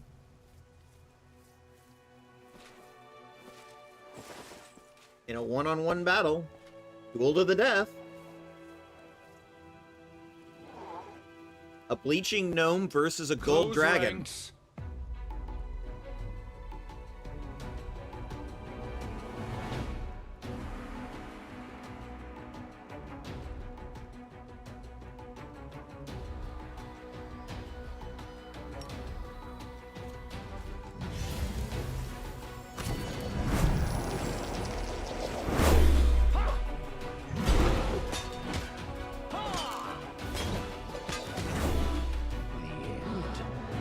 scorched me to the bones today. Enough of this farce and petty squabbling. The verdict has been passed and is not subject to appeal. The Hell Knight orders have no complaints against the Fifth Crusade or its commander. Indeed, we are now confident that we completely trust you, Commander. From this moment, not only will the Hell Knights continue fighting in the World Wound as allies of the Crusaders, we shall also put our elite squads under your command. The World Wound must be closed, and we will assist you to the best of our ability. We also apologize for the actions of Paralictor Regil Durenge. He has overstepped his bounds and made a number of questionable decisions that make us doubt his competence. He is henceforth removed from his command of his chapter and stripped of his Paralictor rank, pending further orders from Godclaw headquarters. He simply shrugs. I hope there will be no further misunderstandings between us. There won't be, Commander. The purpose of this council was to eliminate them. Regil, no longer a Paralictor, does not move or make a sound. Instead, casts a quick glance that lets you know he wants to speak in private.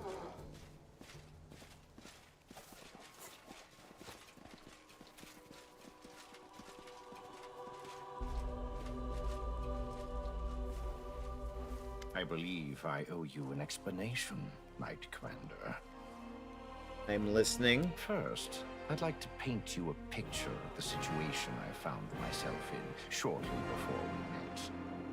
I was one of the first to receive the information about an individual, supposedly chosen by the gods, who appeared in Canobris. This message was followed by the news that the Queen of Mendev had appointed this person as the commander of the new crusade. The orders reacted in every conceivable way.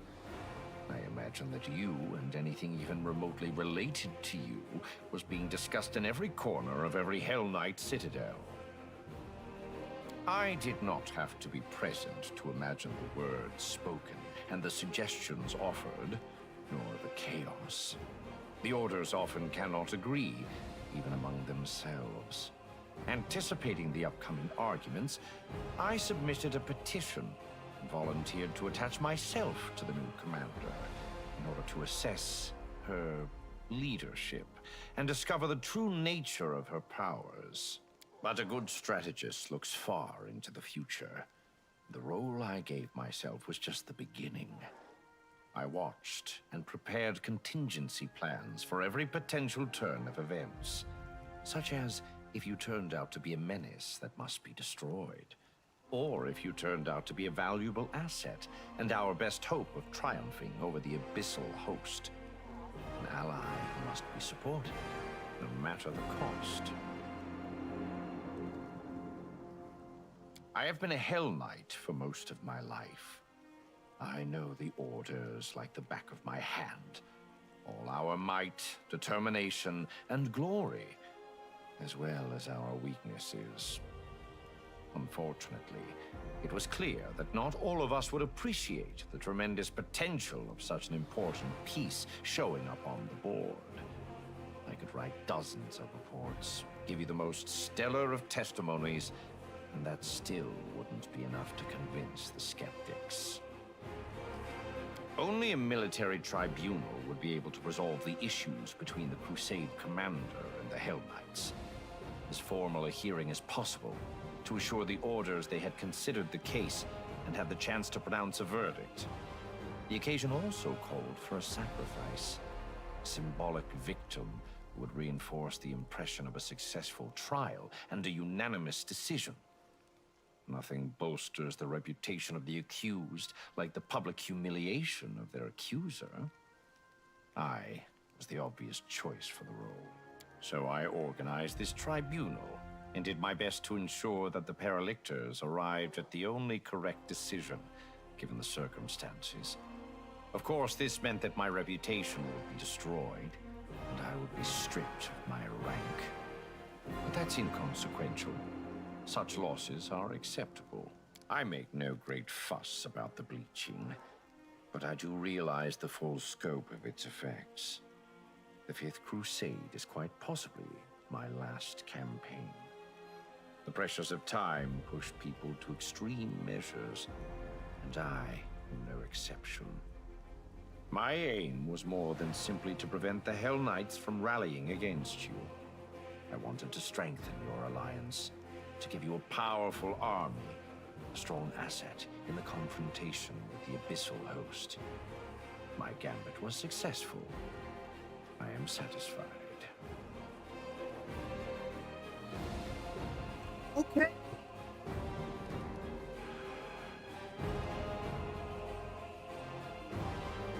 Thank you, Reginald. I appreciate your sacrifice. Your gratitude is unnecessary. I did what had to be done. Now that we are entirely clear, let us return to the main objective. I still hope to see the matter of the world wound resolved once and for all. You and me both. Wow, I did get...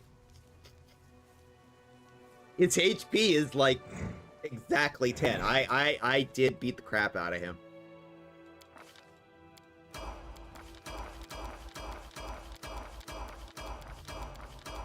Decide already. Tell me, and I'll do it. There. I may have forgotten to level you up, and that's why I completely walloped you. Oopsie daisy!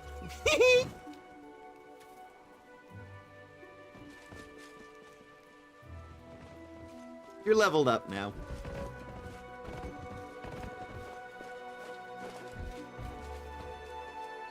Come on. They're having trouble pathing around Big Durgan.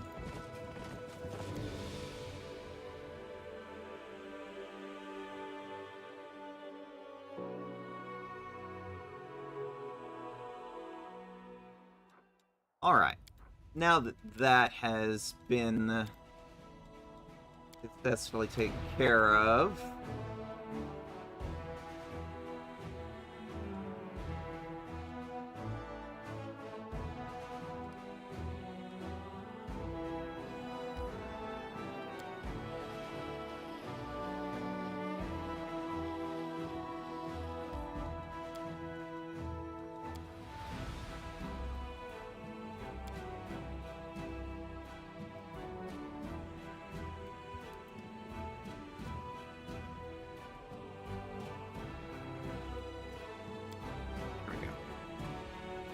full night's rest.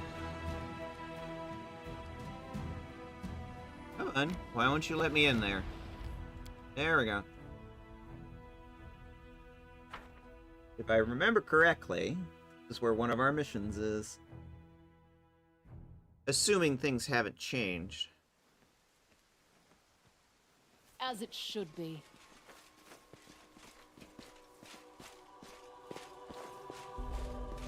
Oh, that's the wrong one. I kept thinking this is the Ivy Citadel. That's right. She's not here. Ossifen is at Pelluris Falls. He told us that. I went to the wrong place. Okay, where is Pelluru? There's Eyes. That's where we need to go. That's our eventual...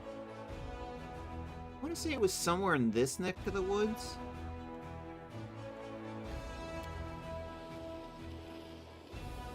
Oh, Twitch wants an ad break. Well, self-care break. Remember to cycle your fluids, get something to eat, get something to drink, take your meds. We'll be right back. Because Twitch wants its little bit of flesh.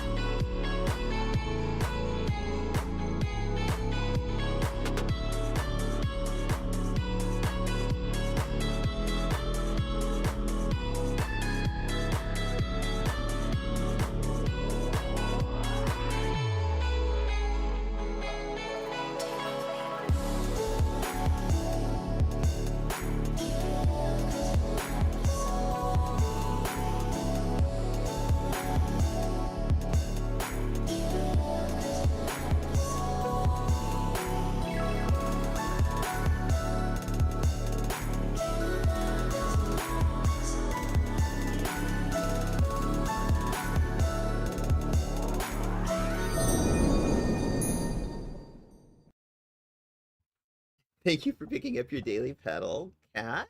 And thank you for the resub. I appreciate it. Welcome in.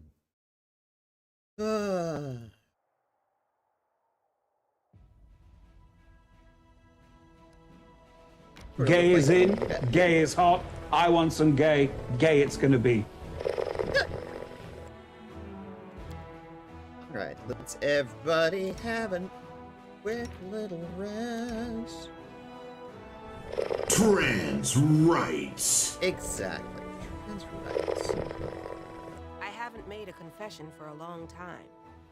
Of course, we have different goddesses, but still. Could you listen to my confession? Of course. Let's go somewhere we won't be overheard. Great. Alright, second. That was one of the things I did during my little ad break, as I went and got a drink. Hydrate completed. I throw self-care at you. Yes, as you should. And a stretch. Okay. 1 second.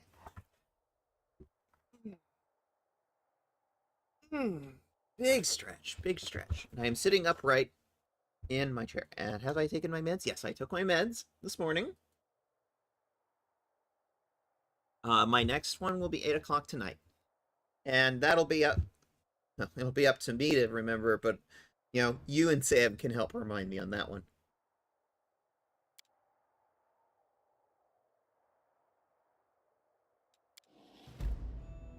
There we go. That's where it is. Wasn't sure exactly where it was. Allura's Fall. If I remember correctly, Metasofen is here. Mind you, it's been years.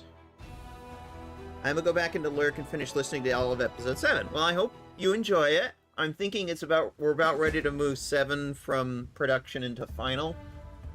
Also, Kat, before you go, let me know when everybody's in and ready to record. That's probably when I'll raid out the stream so that we can record.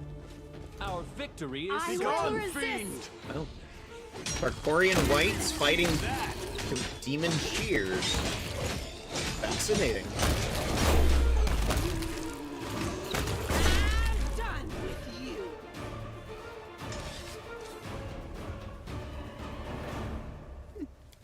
Interesting.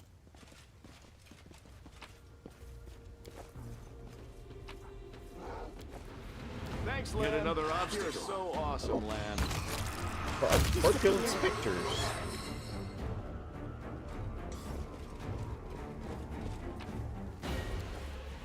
We will be victorious. Oh, look. Let's try this way. Earth elementals. Prepare yourself.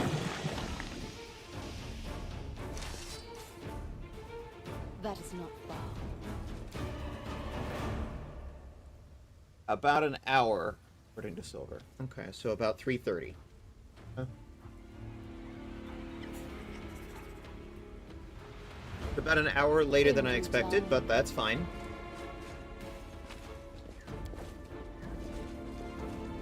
Why it's... Well, I'll ask that offline, I guess.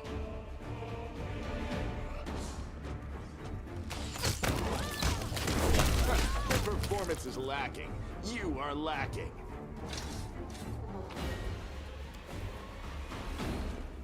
All according to plan. It's either us or them.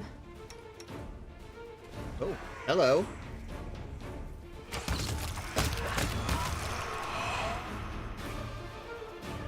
More ghosts. I'll go ahead.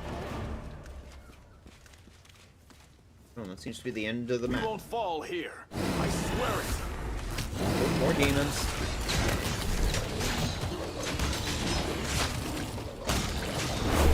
Demons are fighting the undead.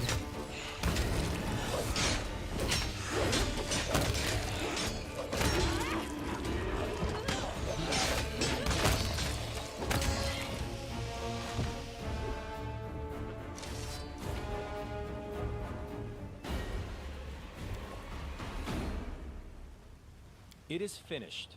Remnants of a ship that once bore a Sarkorian chieftain on their final journey. This used to be a lake or a waterway, but has since dried up. Interesting. Probably when the World Wound opened. Means this area is very ancient indeed. At least since before the... As it should be. Or around the time of the First Crusades. Enemy approaching. You know, in Golarion time. Desna, guide my hand. Is this a mock fight? Is what I was made for.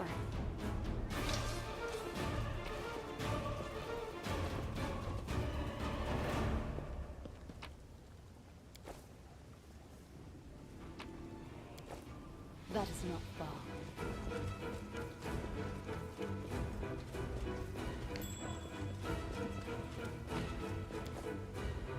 A lot of funerary daggers. I wonder if there's a place we can lay all these to rest.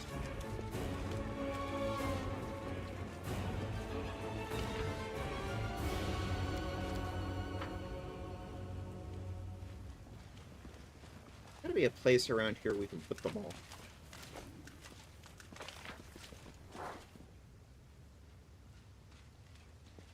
Maybe up here-ish? All according to plan. Did we find trouble? No, they did. 4 of them.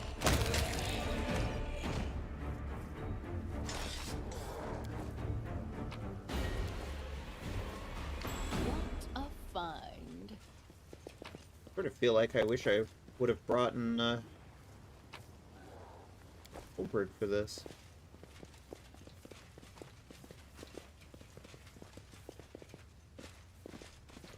I'll go ahead.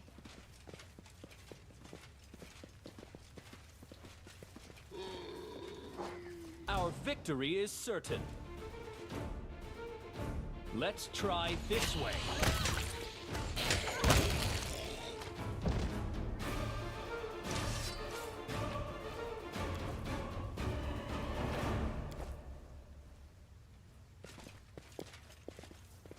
The shape of the stone resembles a tall, thin tree, and its surface feels like the texture of bark. Interesting.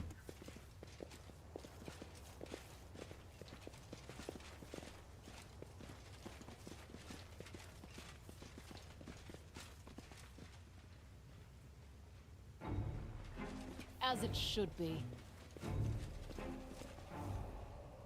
Okay, we already went up there. Very interesting looking door.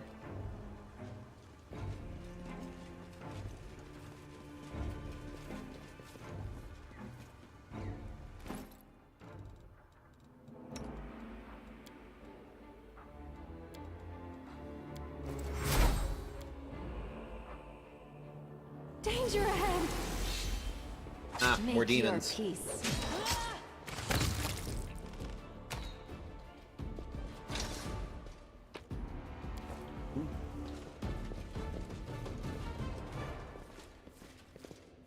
I will defend my dream. More demons.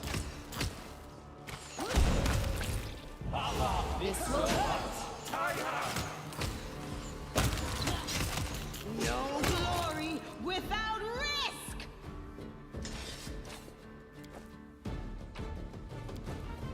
That is not far.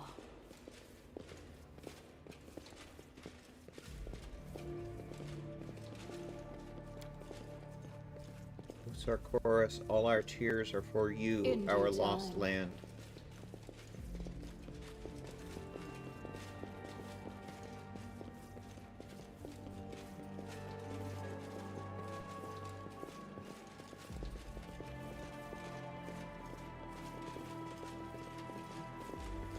A I calculated will resist!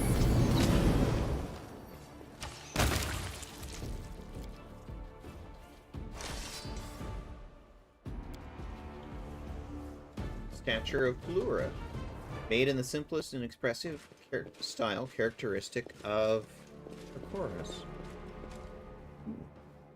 Ava's.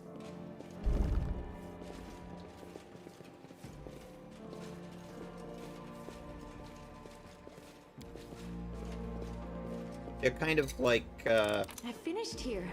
Is there more? they're a kind of angel from a different version of heaven than the one we talked about.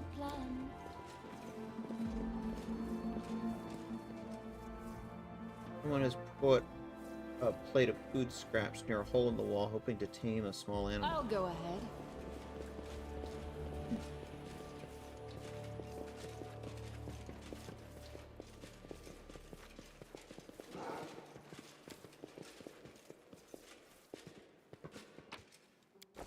As it should be.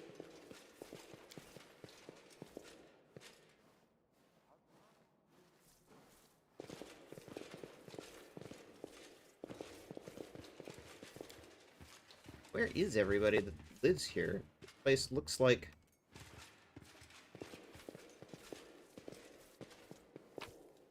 a bunch of people lived here, but... Sarkorian weapons. Where are the people that lived here? Besides dead on the floor.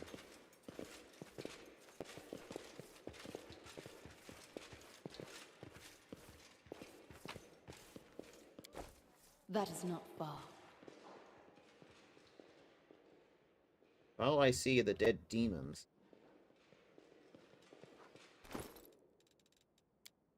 Let's see. Wait in descending order.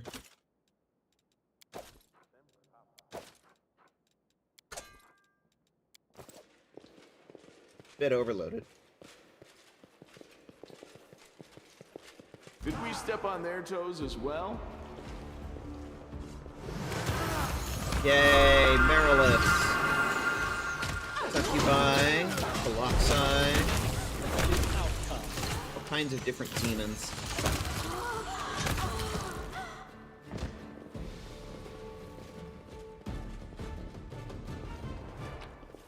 Looks like a puzzle.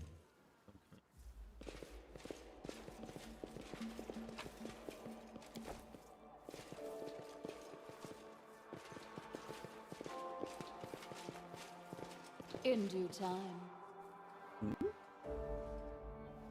Oh. Ah, Matosophin. Ah, it's you again. Sorry, I'm busy right now. I don't have time to chat. You'll have to find something else to do. For example, you can try to save these fools over here. A surprisingly familiar face appears to the demon side. Ah, look who's here, and we've barely started gutting those clueless stargazers. Commander, you're here, says Ramian. Hey, our buddy! Where's Desna? Stop the demon. Don't let him steal these sacred tomes. They contain all the information we've gathered about the world wound. With knowledge like that, he can...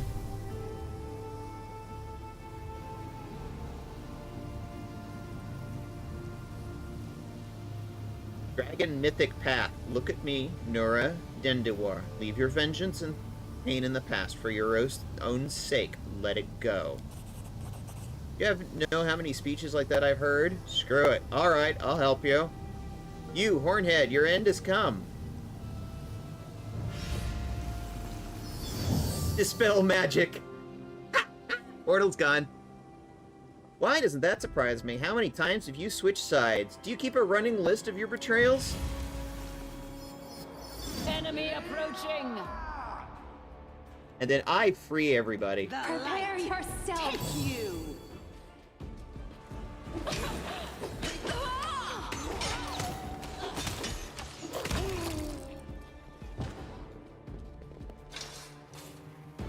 Hey, Nura. Betraying villains isn't much of a betrayal, I suppose. Fair. And she's gone. Yeah, but I gave you a chance. And you took it, and you did some good with it. Hey, who's in charge here? Ramian, our buddy. Hey, Ramian. You're here, Veshka. Incredible. How happy I am to see you, so far from Dresden. Who could have guessed? Desna must have arranged for us to meet. What are you doing here? I had a dream. I was standing here in this place. The northern lights illuminated the starry sky above. Suddenly, the waterfall parted to reveal a beautiful woman. She was dressed like a priestess, but she did not speak to me. She simply pointed in the direction of the invading demons and uttered the name Mutasafin. I interpreted the dream as a summons, so here I am. We do know that Desna speaks in dreams. The goddess reveals the right path to those who are brave enough to trust their dreams. I can see that you are still following your dreams too. I must confess, your story is an encouragement to me. Whenever I get discouraged, I think about how far you've come and how far you've risen above the life that you once had. You are a motivation to anyone who follows the path of the great dreamer. Would you mind if I mention you in my sermons after all of this is over? Of course you can. Arushale's cheeks turned pink. If you think my story would be of interest and could help someone, by all means, tell my story. I have nothing to hide. And thank you for your words. Where did Galfrey go? Wish I knew. In my dreams, I see her walking through a hilly wasteland. But when I look over, I realize they aren't wastelands at all. It is the palm of Dascari's hand, and I can see his gigantic mandibles looming over the horizon. I yell, I try to warn the queen, but it is all in vain. She is too far away, and no one can hear me. I wish I could say it's a dream, that it has no meaning, but... We're Desnans, buddy. We understand that it has a meaning. How have things been going in Dresden during my absence? Things didn't change much after you left, at least not at first. The queen, the gods that preserve her that ruled over Dresden, prayed for your swift return, as did we all, but as time passed, our hopes began to fade. 6 months after your departure, the queen finally decided to hold a memorial service. She was afraid that further delay would cause her to lose her tactical advantage, so she took the Sword of Valor and gave her orders for the army to press forward. Of course, we could not leave the Wardstone unguarded, so the Queen left behind a small detachment of soldiers to defend it. Those who wished to wait for your return were allowed to remain in the city as well. We did not have the Queen's responsibilities, the duties and obligations of the Crown. So we chose to wait for you and defend the city of Dresden.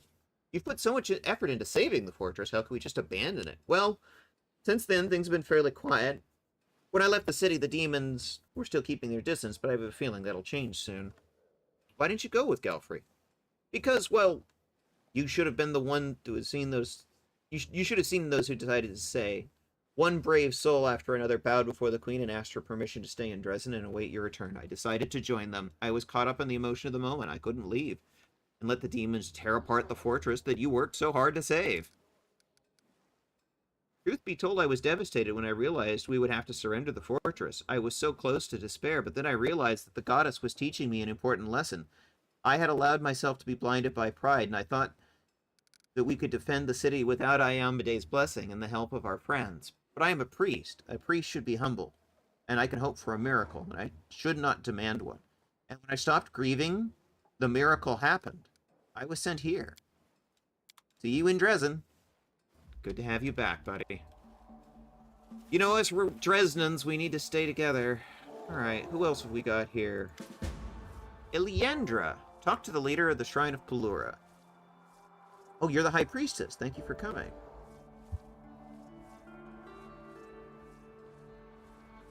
Tell me about your research. What is it about? What did Muntasifin want to steal? That research is our life's work. We have studied the world wound for 100 years. We've been searching for a way to close it. But the demon wanted our research for a different purpose. He aspires to follow in Aurilu Vorlesh's footsteps. He wants to open a wound of his own. He believes that our research would help him accomplish his goal.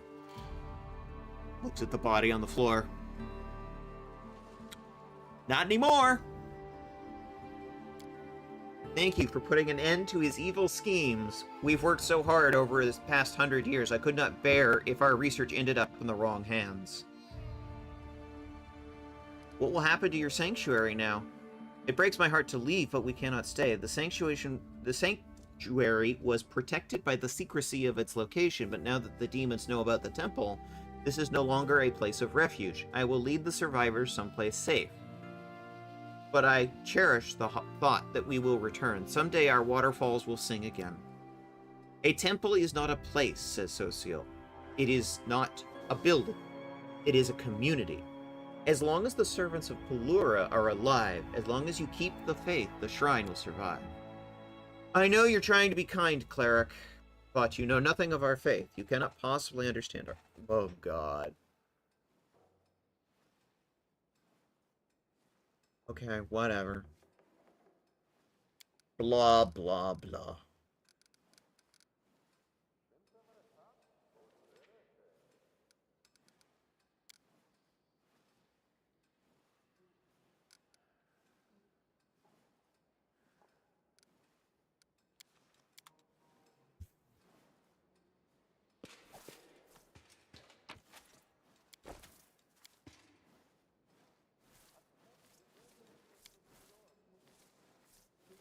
There's nothing left of value on these shells.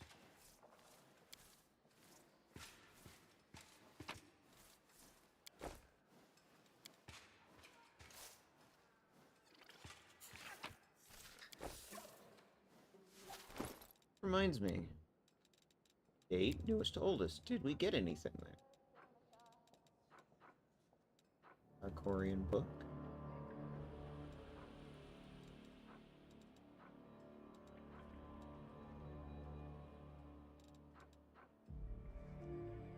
We probably don't need all the funerary daggers.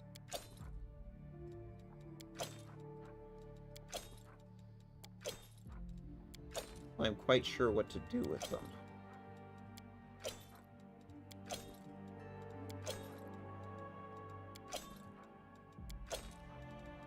Probably better to stay here.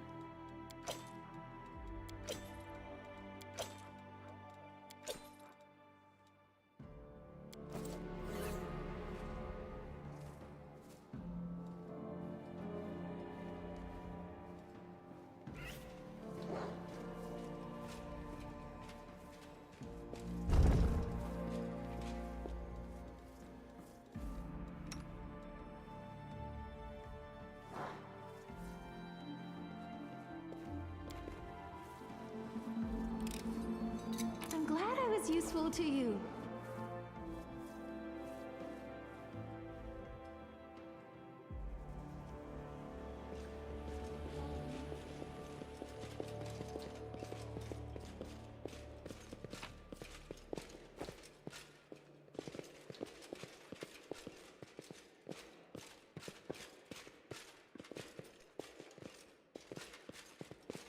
Dead Valor.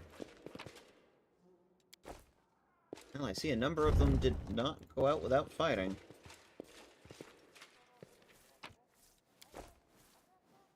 I'll go ahead.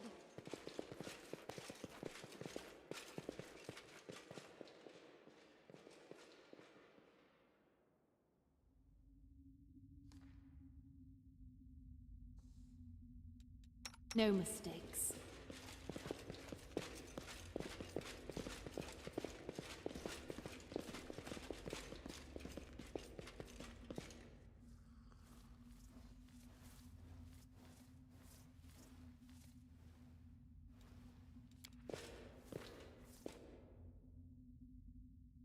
Alright. That's another thing we've checked off our list.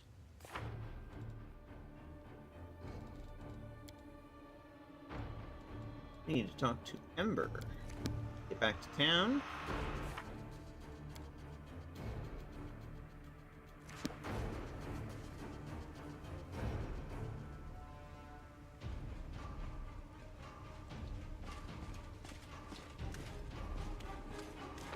Where do we leave here? Over here. Okay, no, that's the shrine that we just came from. Area exit up here.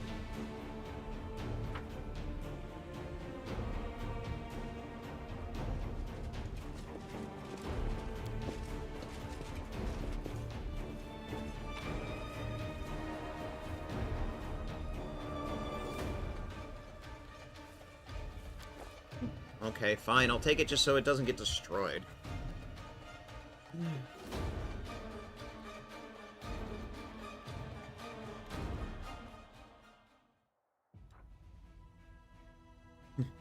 We're overloaded. Lovely. Okay, well, we'll probably have to get back to town and sell off then.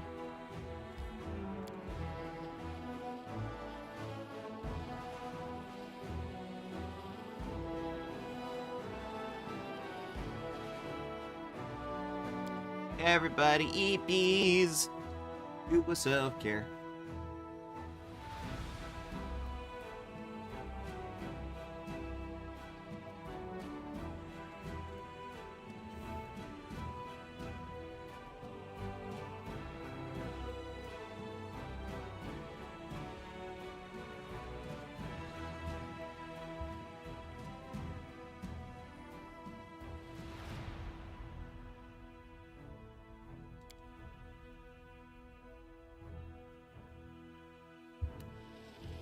We're starting to see the end of a whole bunch of these storylines now that we're, getting into the last chapter of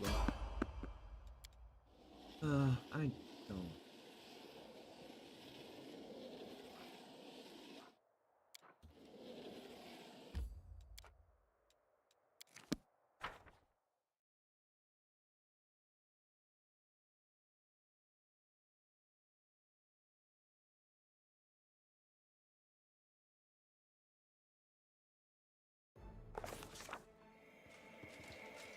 Ah!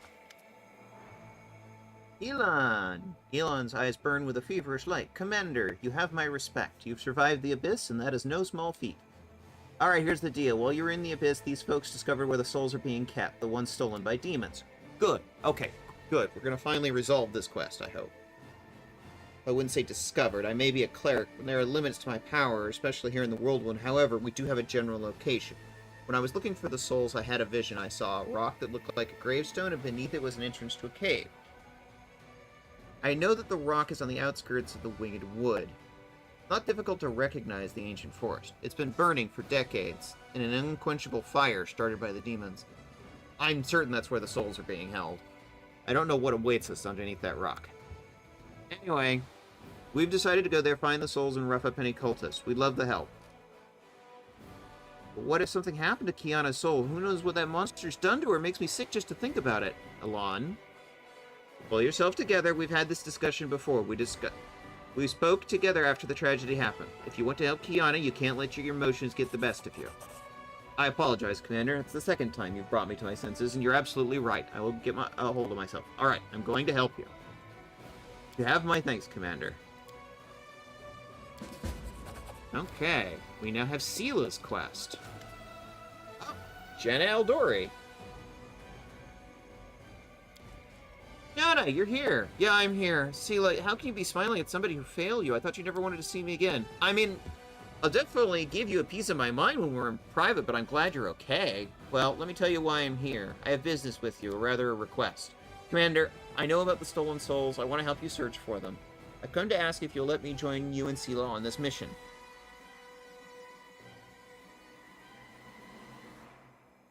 I will give you a chance to redeem yourself, because Gold Dragon.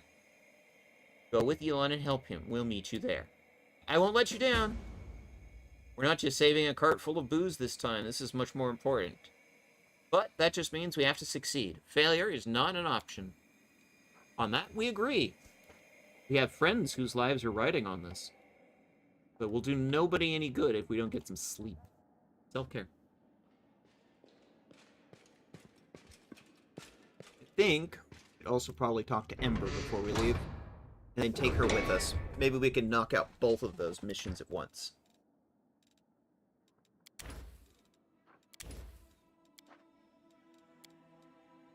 You are a child. You don't belong in this war. So you're an adult? War doesn't pick and choose its victims.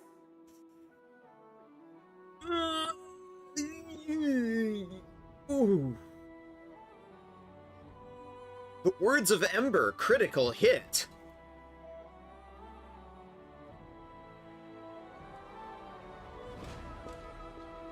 And this is why they call her a prophet.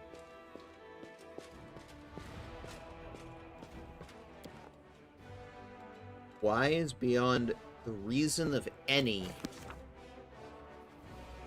Alright, so Seal, you're staying behind this time. We're taking Ember with us.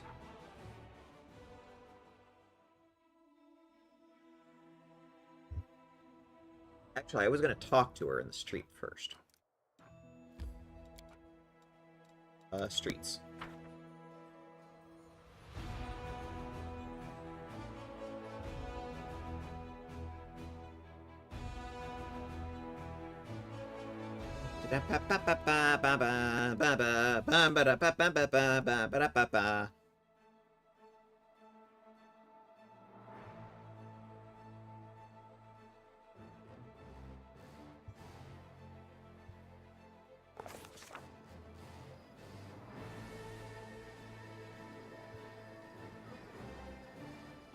Alright.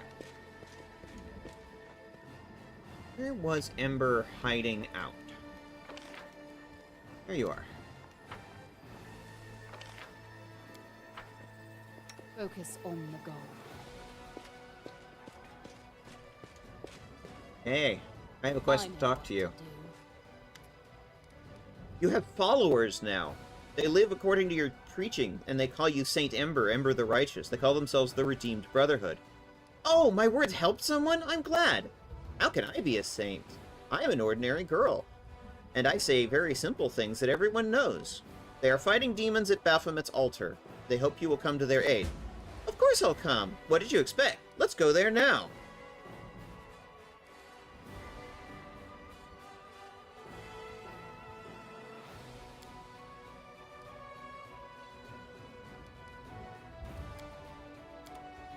Okay.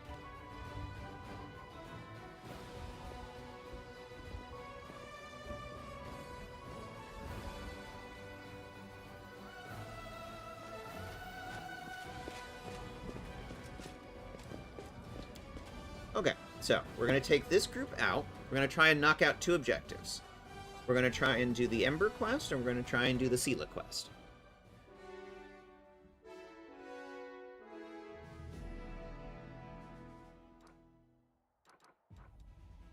Oh, I forgot to sell.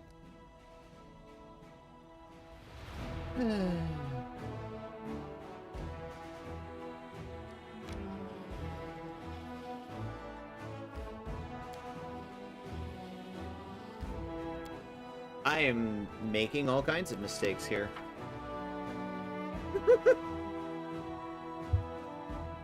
I keep forgetting things. I'm so excited to go out and do the quest, and then I realize, oh, there are things you have to do. There are things you have to do. Getting excited to, like, end these quest lines and, you know, resolve them, you know. Oh, you forgot this. Oh, you forgot that.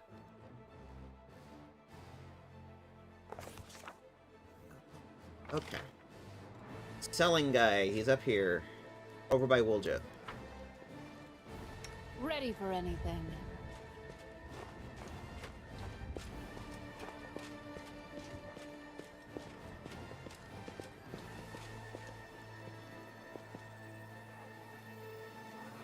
Strange cloud lights around the city now.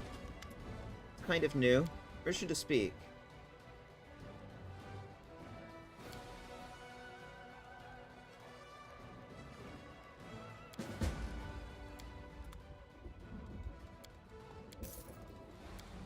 Okay.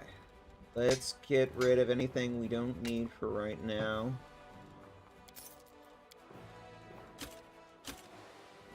Any of this stuff.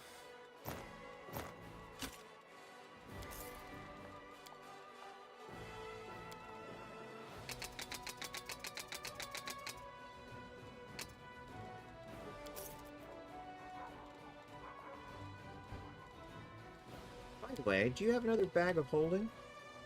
Yes, you do! Bag of holding, large. 90,000. I'll take it, motherfucker.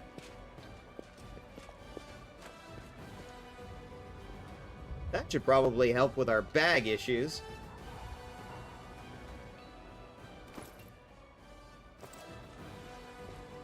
Basically, it's an item that you put in your inventory, and it increases the amount that you can carry when you're out and about.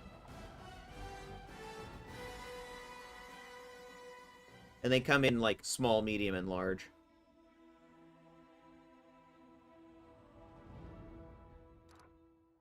Okay.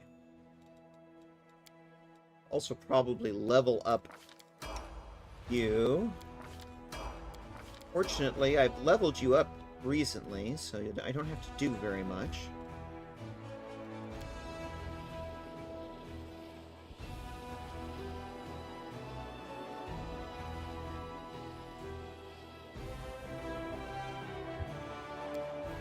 Okay.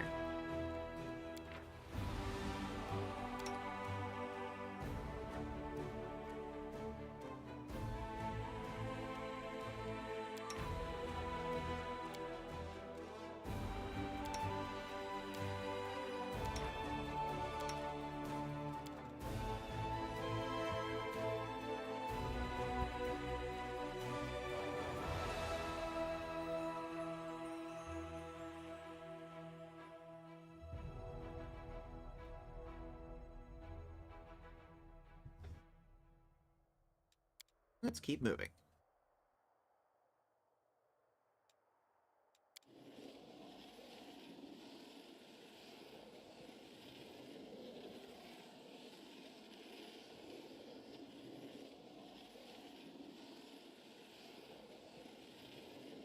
I don't know if Sam is still there. One of the things that Ember keeps saying is, gods? Gods are useless. They're just as... What's the alcohol situation underground? Do you have anything to drown your sorrows in? You bet. Mold brew is a gourmet's dream. And tourists from Absalom used to come to us for our mushroom infusion. Shroomy. One of the things Ember keeps saying is, gods are useless. They're absolutely just as lost and confused as everybody else.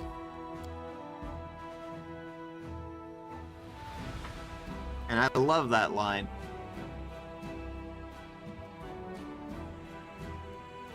Ember is wise. Alright, I see them. There they are, a demon. And Toil is there. He doesn't seem scared at all. Bring them to me. Baphomet will be pleased, especially after he sees the blood of the apostates. Yes, mighty Father God. Really think you could just walk away from the cult? You belong to us forever. No one will save you now. Not gods, not people, not even your weak little preacher. Those poor Templars continue to serve Baphomet. They do terrible things and don't understand that they can stop at any time. They still don't understand even when people who manage to mend their ways are standing right in front of them. They must be very stupid. Let's go over there and hurry. The Redeemed Knights can't hold out for long. They need our help. And these stupid Templars, how can I make them see that they are wrong? Everyone... You still hope to persuade the Templars to repent? I don't want anyone to die. Each time we have to kill someone, it's a victory. It's not a victory, but a defeat. We lost someone who could have become a friend. I know this is war, and killing is part of war, but I'll save every person I can. And that's why I like you, Ember. There is a warm glow in her eyes. She radiates goodness, but also such steadfastness that it's clear that few people will find words to contradict her. Forward, slaves of Baphomet, prove the master you are worthy to serve him. Hold on, Redeemed. Don't take a single step back. We have no right to lose this battle. Ember taught us to win despite fear and despair. And this situation is scary and desperate but beyond belief, right? That means it's time to win. Don't give up. We're on our way. Abso-fucking-lutely. Oh, Lord Baphomet, smite these pitiful freaks. Baphomet, poor old Baphomet, do you really hear us? Then I beg you to stop making these good people hurt others. Baphomet, hear our words. We mean no harm to you or these good people. Enough of war. Let us pray for peace. See, this is the stuff I like to see. People thinking for themselves. Yet another obstacle. There's just one demon that's actually an enemy here. Everyone else is fighting against him. Did you see that? Hi. Lunchtime! Oh, hello, I remember you. We met in the Purple City. Lucianira, dear. How are your wounds? All healed up? Oh, it's the Babao she healed! I remember that in Act 4. It's that lunatic from Lucianira, the crazy mortal who preached to us? Yeah, it's her all right. You know what? Go ahead and slit my throat, eat me, do whatever you want, but I'm not gonna kill her. Come and join our side. Let us put an end to this war together. That's right, demons, mortals, we can all be friends. Commander, the Crusade is literally in a relationship with a former demon. Like, living proof. It's true, reject evil and we'll accept you as friends. Maybe even marry. Look at me. I am a succubus, but I managed to save myself from the corruption of the abyss. You can do it too. She's right there. She did it. She's right, you know. What's the point of this never-ending slaughter? Keep fighting the whole world if you want, but I'm done. Screw this invasion, screw the world wound, screw Baphomet twice over. Are you crazy? I'm gonna make you wish you never said that. Well, go on then, kill me. Life in the abyss is no life at all. The girl's right. Better to live 5 minutes among mortals than return with you scum. Peace with mortals. Down with Baphomet. Friends, thank you. We won't let anyone hurt you. Thank you, little preacher, for opening our eyes. Well, who wants to be the first to attack the demon crusader? They will break against our resolve. There's a whole bunch of demons on our side now. Excellent. Okay, let's focus on the mythic one.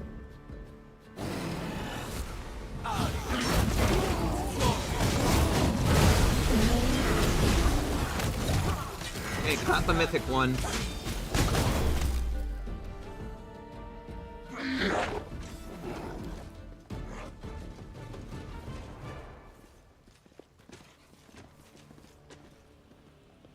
Oh, where's Ember going? Stop!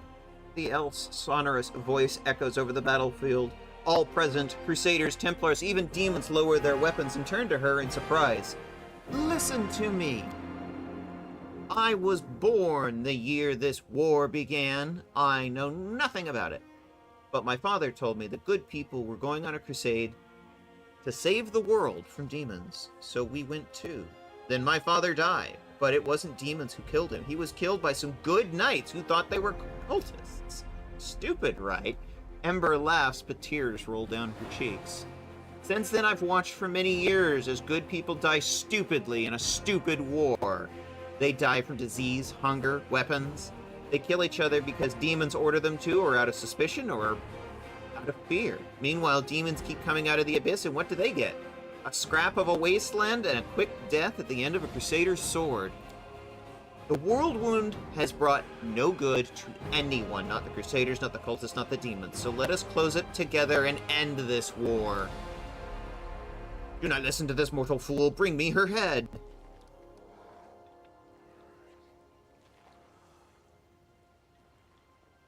You don't have to fight, demon. Repent and come over to our side. Don't be ridiculous. Come on, does anyone need me to repeat my orders? I'll devour the soul of anyone who dares raise a weapon against me, and I'll start with the traitors. The Templar no longer serve you. Curse you and your Baphomet. Down with Baphomet, down with the Templars. If we die today, we die as free crusaders. I will devour your bodies and souls. I'll start with this piece of fluff. He glares at Ember. Raises his hands. A ball of ghostly flame starts to form between them. Ooh!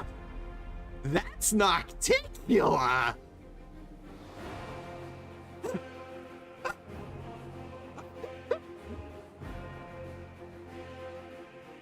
Get your paws off her, you scaly filth. So what do we have here? The preaching of a barefoot beggar stops a battle, makes sinners repent, and turns demons to the side of good. How very interesting. It has begun. A very significant event in the history of Golarion is happening right in front of our eyes. The turning of the demon lord Nocticula into the Redeemer Queen, the goddess Nocticula.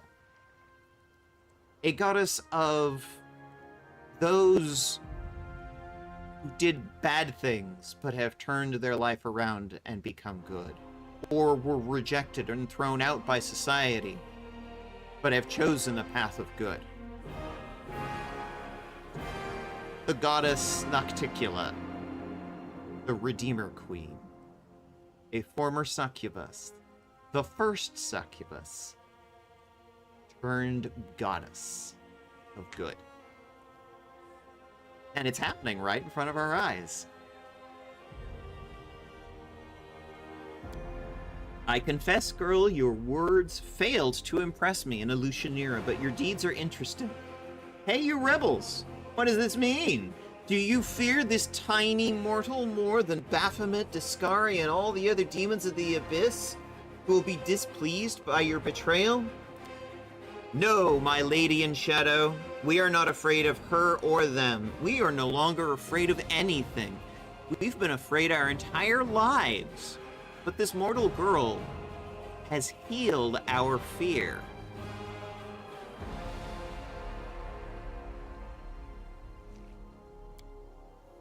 Kill us if you want, but we will no longer follow anyone's orders. The demon frowns, expecting a punishment that never comes. Nocticula looks at you thoughtfully. It's not often I come across things I do not understand. Would you be so kind as to explain what this girl thinks she's doing?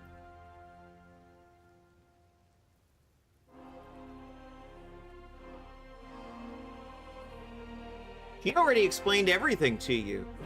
Remember what she said to you the last time you met. I recall a great deal of crying and sniffling and some incoherent rambling between sobs. What exactly was that supposed to explain to me? There, you, child, what is this all supposed to mean? How do you make these hardened scoundrels, blasphemers, and murderers with blood dripping from their hands repent? What makes even demons who've scarcely crawled out of the abyss take your side? The Redeemer Queen. Hello. Thank you for protecting me. Why are you asking? You already know the answer. You were just afraid to accept it. Do not be afraid. What nonsense! First, don't you dare call me by that idiotic nickname. Secondly, I'm afraid of nothing. Third, please, do not think of me as your personal bodyguard from now on. The only reason I didn't allow him to burn you is because I wanted to understand what's going on here, and interrogating a pile of ashes would be a bit inconvenient. You don't seriously think your sickeningly sweet whining would make me relinquish my demon lord throne, would you?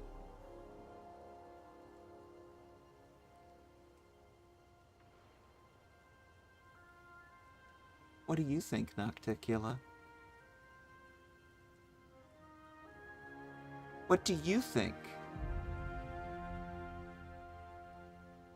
Ask yourself that again in 20 years. You already know the answer, Redeemer Queen. I see you are not the same as you were in the Purple City. You have changed. In all the name of that is unholy, what was I thinking? What kind of answers could I expect from this feeble-minded creature? So that's your new title, the Redeemer Queen? The next person who calls me that risks becoming acquainted with my collection of torture implements.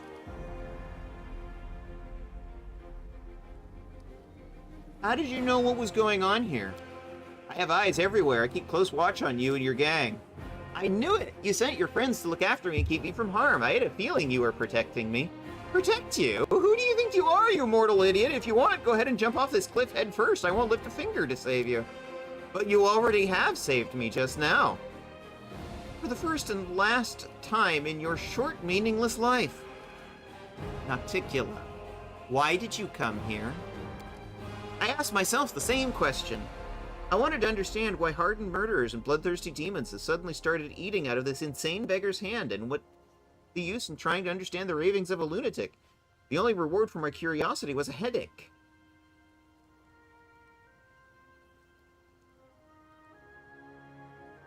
What is it they say about being in denial, my dear sweet Nocticula? Mind helping with the battle? As if do your own fighting. Good queen. She pretends to not understand, but she understands everything. I actually think you're right, Ember. I actually think you're right. Looks like everyone's brains have already melted. Doesn't matter, I am strong enough to devour you all. Glory to Baphomet, death to mortals! Alright. So, we are focusing everything on you.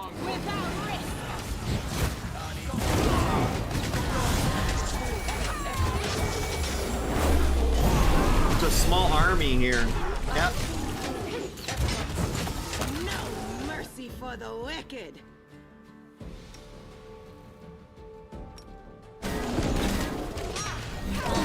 Your performance is lacking. You are lacking.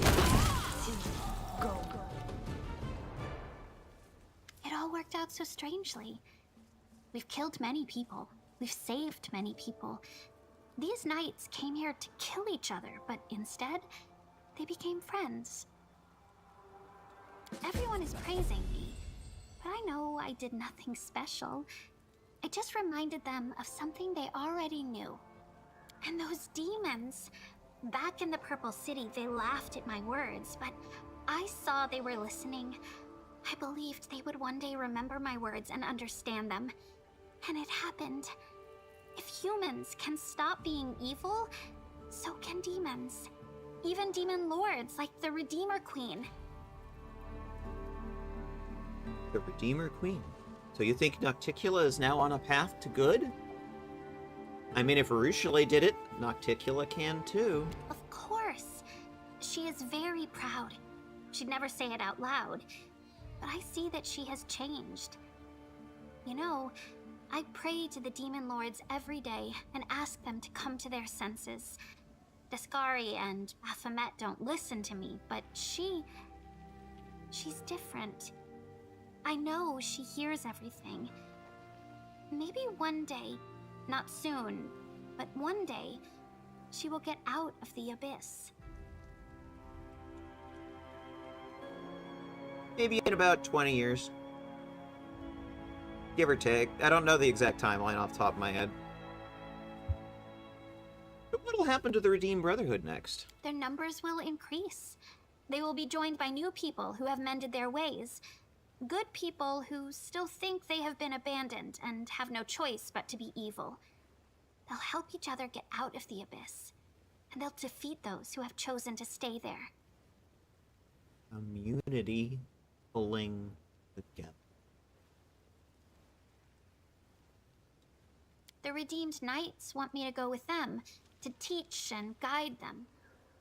But I'll stay where I'm needed most, with you. These good knights think they need me, but they managed even when they believed I was dead. My words have shown them the right path, and that's good. Now they can save each other and themselves without me. Well, another battle is behind us. Time for the ones ahead. Wait, what do you think? About me? About these knights? About everything that's happened? They are right to call you Saint Ember, Ember the Righteous. Now you're saying that too. But I know I'm entirely ordinary. You've always been there for me. When I was scared and when I was doubtful, you supported me. If it weren't for you, I'd probably be long dead.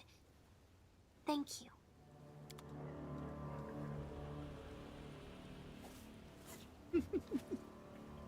So this is the end of Ember's story. But really, it's just the beginning of another story.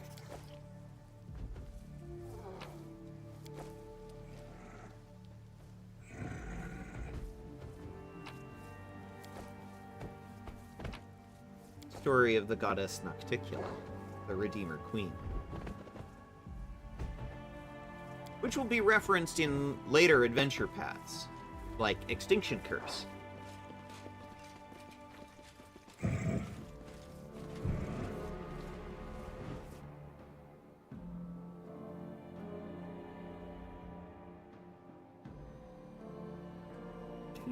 When in doubt, save. All right.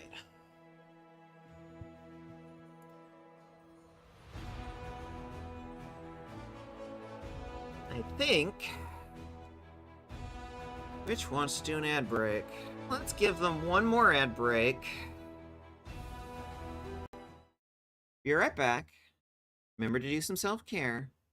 Then I think we'll do Sela's mission.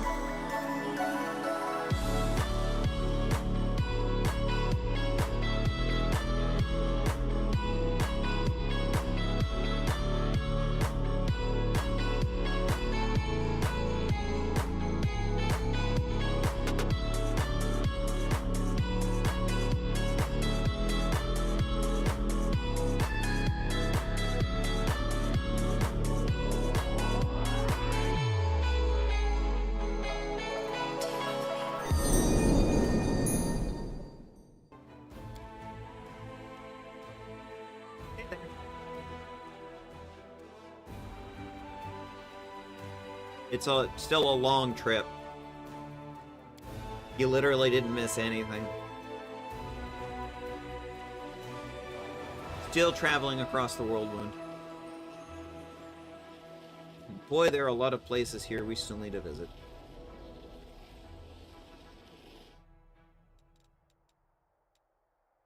Okay. All I know is the place we need to go is somewhere down here.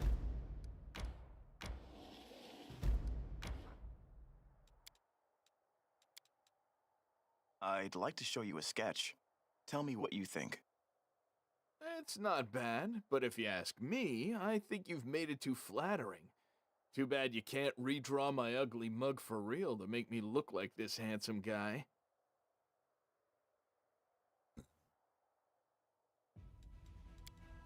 Self-esteem issues much there, Lan?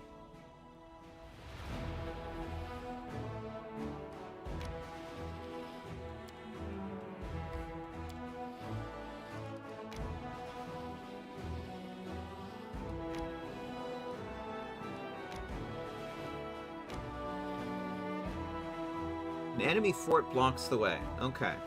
We can't do the Seela mission yet until that fort is gone.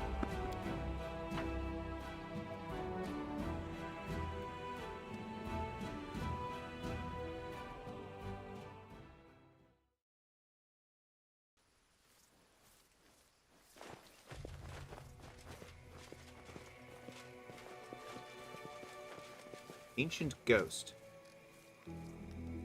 You meet again, I will ask you a question. Ask me a question and I will answer.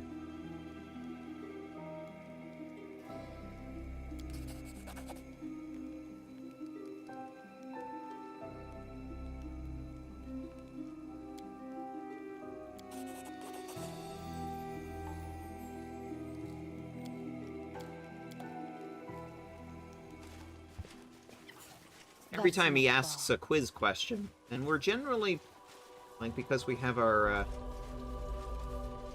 step monkey with us, is generally answering them correctly. Gave us some scrolls for our trouble. Not seeing much else of interest here. Alright, we can't do the Seela mission yet because there's an enemy fort in the way. Part of his inventory is too great. Oh, good. Another thing about this game that I like over BG3 was the fact that in this game,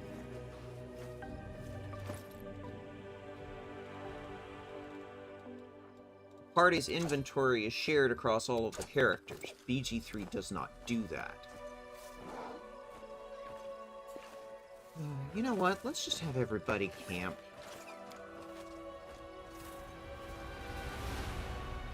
The reason why everybody's so overloaded is because everybody's frickin' tired. Just make camp for the night.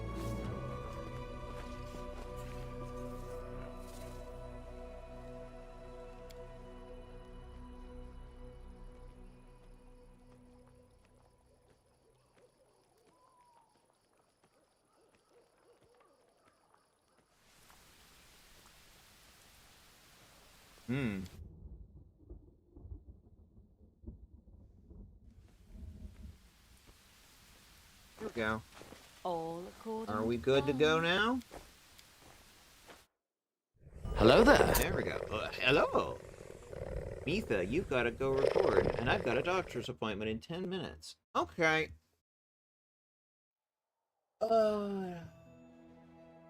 Yeah, it looks like everybody's together. Alright. That means it's probably time for me to go record. Alright. It's about that time anyway. Cat did said 3:30, and it's about 3:30. So, that means we'll probably have to finish up a lot of these side quests and the rest of Act 5 next week. We're getting on closer to the end of the story, though. I love that. If there's anybody else in the same category on? Nah. I don't know anybody that plays this game but me. Alright. Well.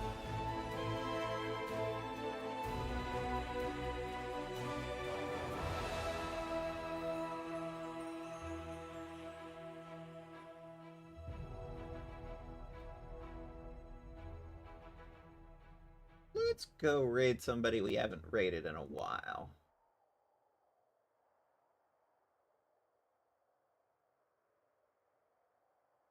Alright, everybody.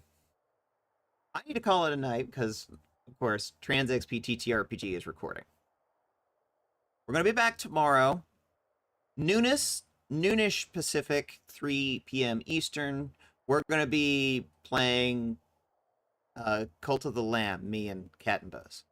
Then we're going to be back at 6 p.m. Pacific, 9 Eastern, with the next episode of our show, Blood of the Triad 2099, when we're playing Vampire the Masquerade 5th Edition. I hope to see you all then, and in the meantime, please take care of yourselves, take care of each other. Community support, remember? Ember was talking about it. And take care of the planet. See you tomorrow!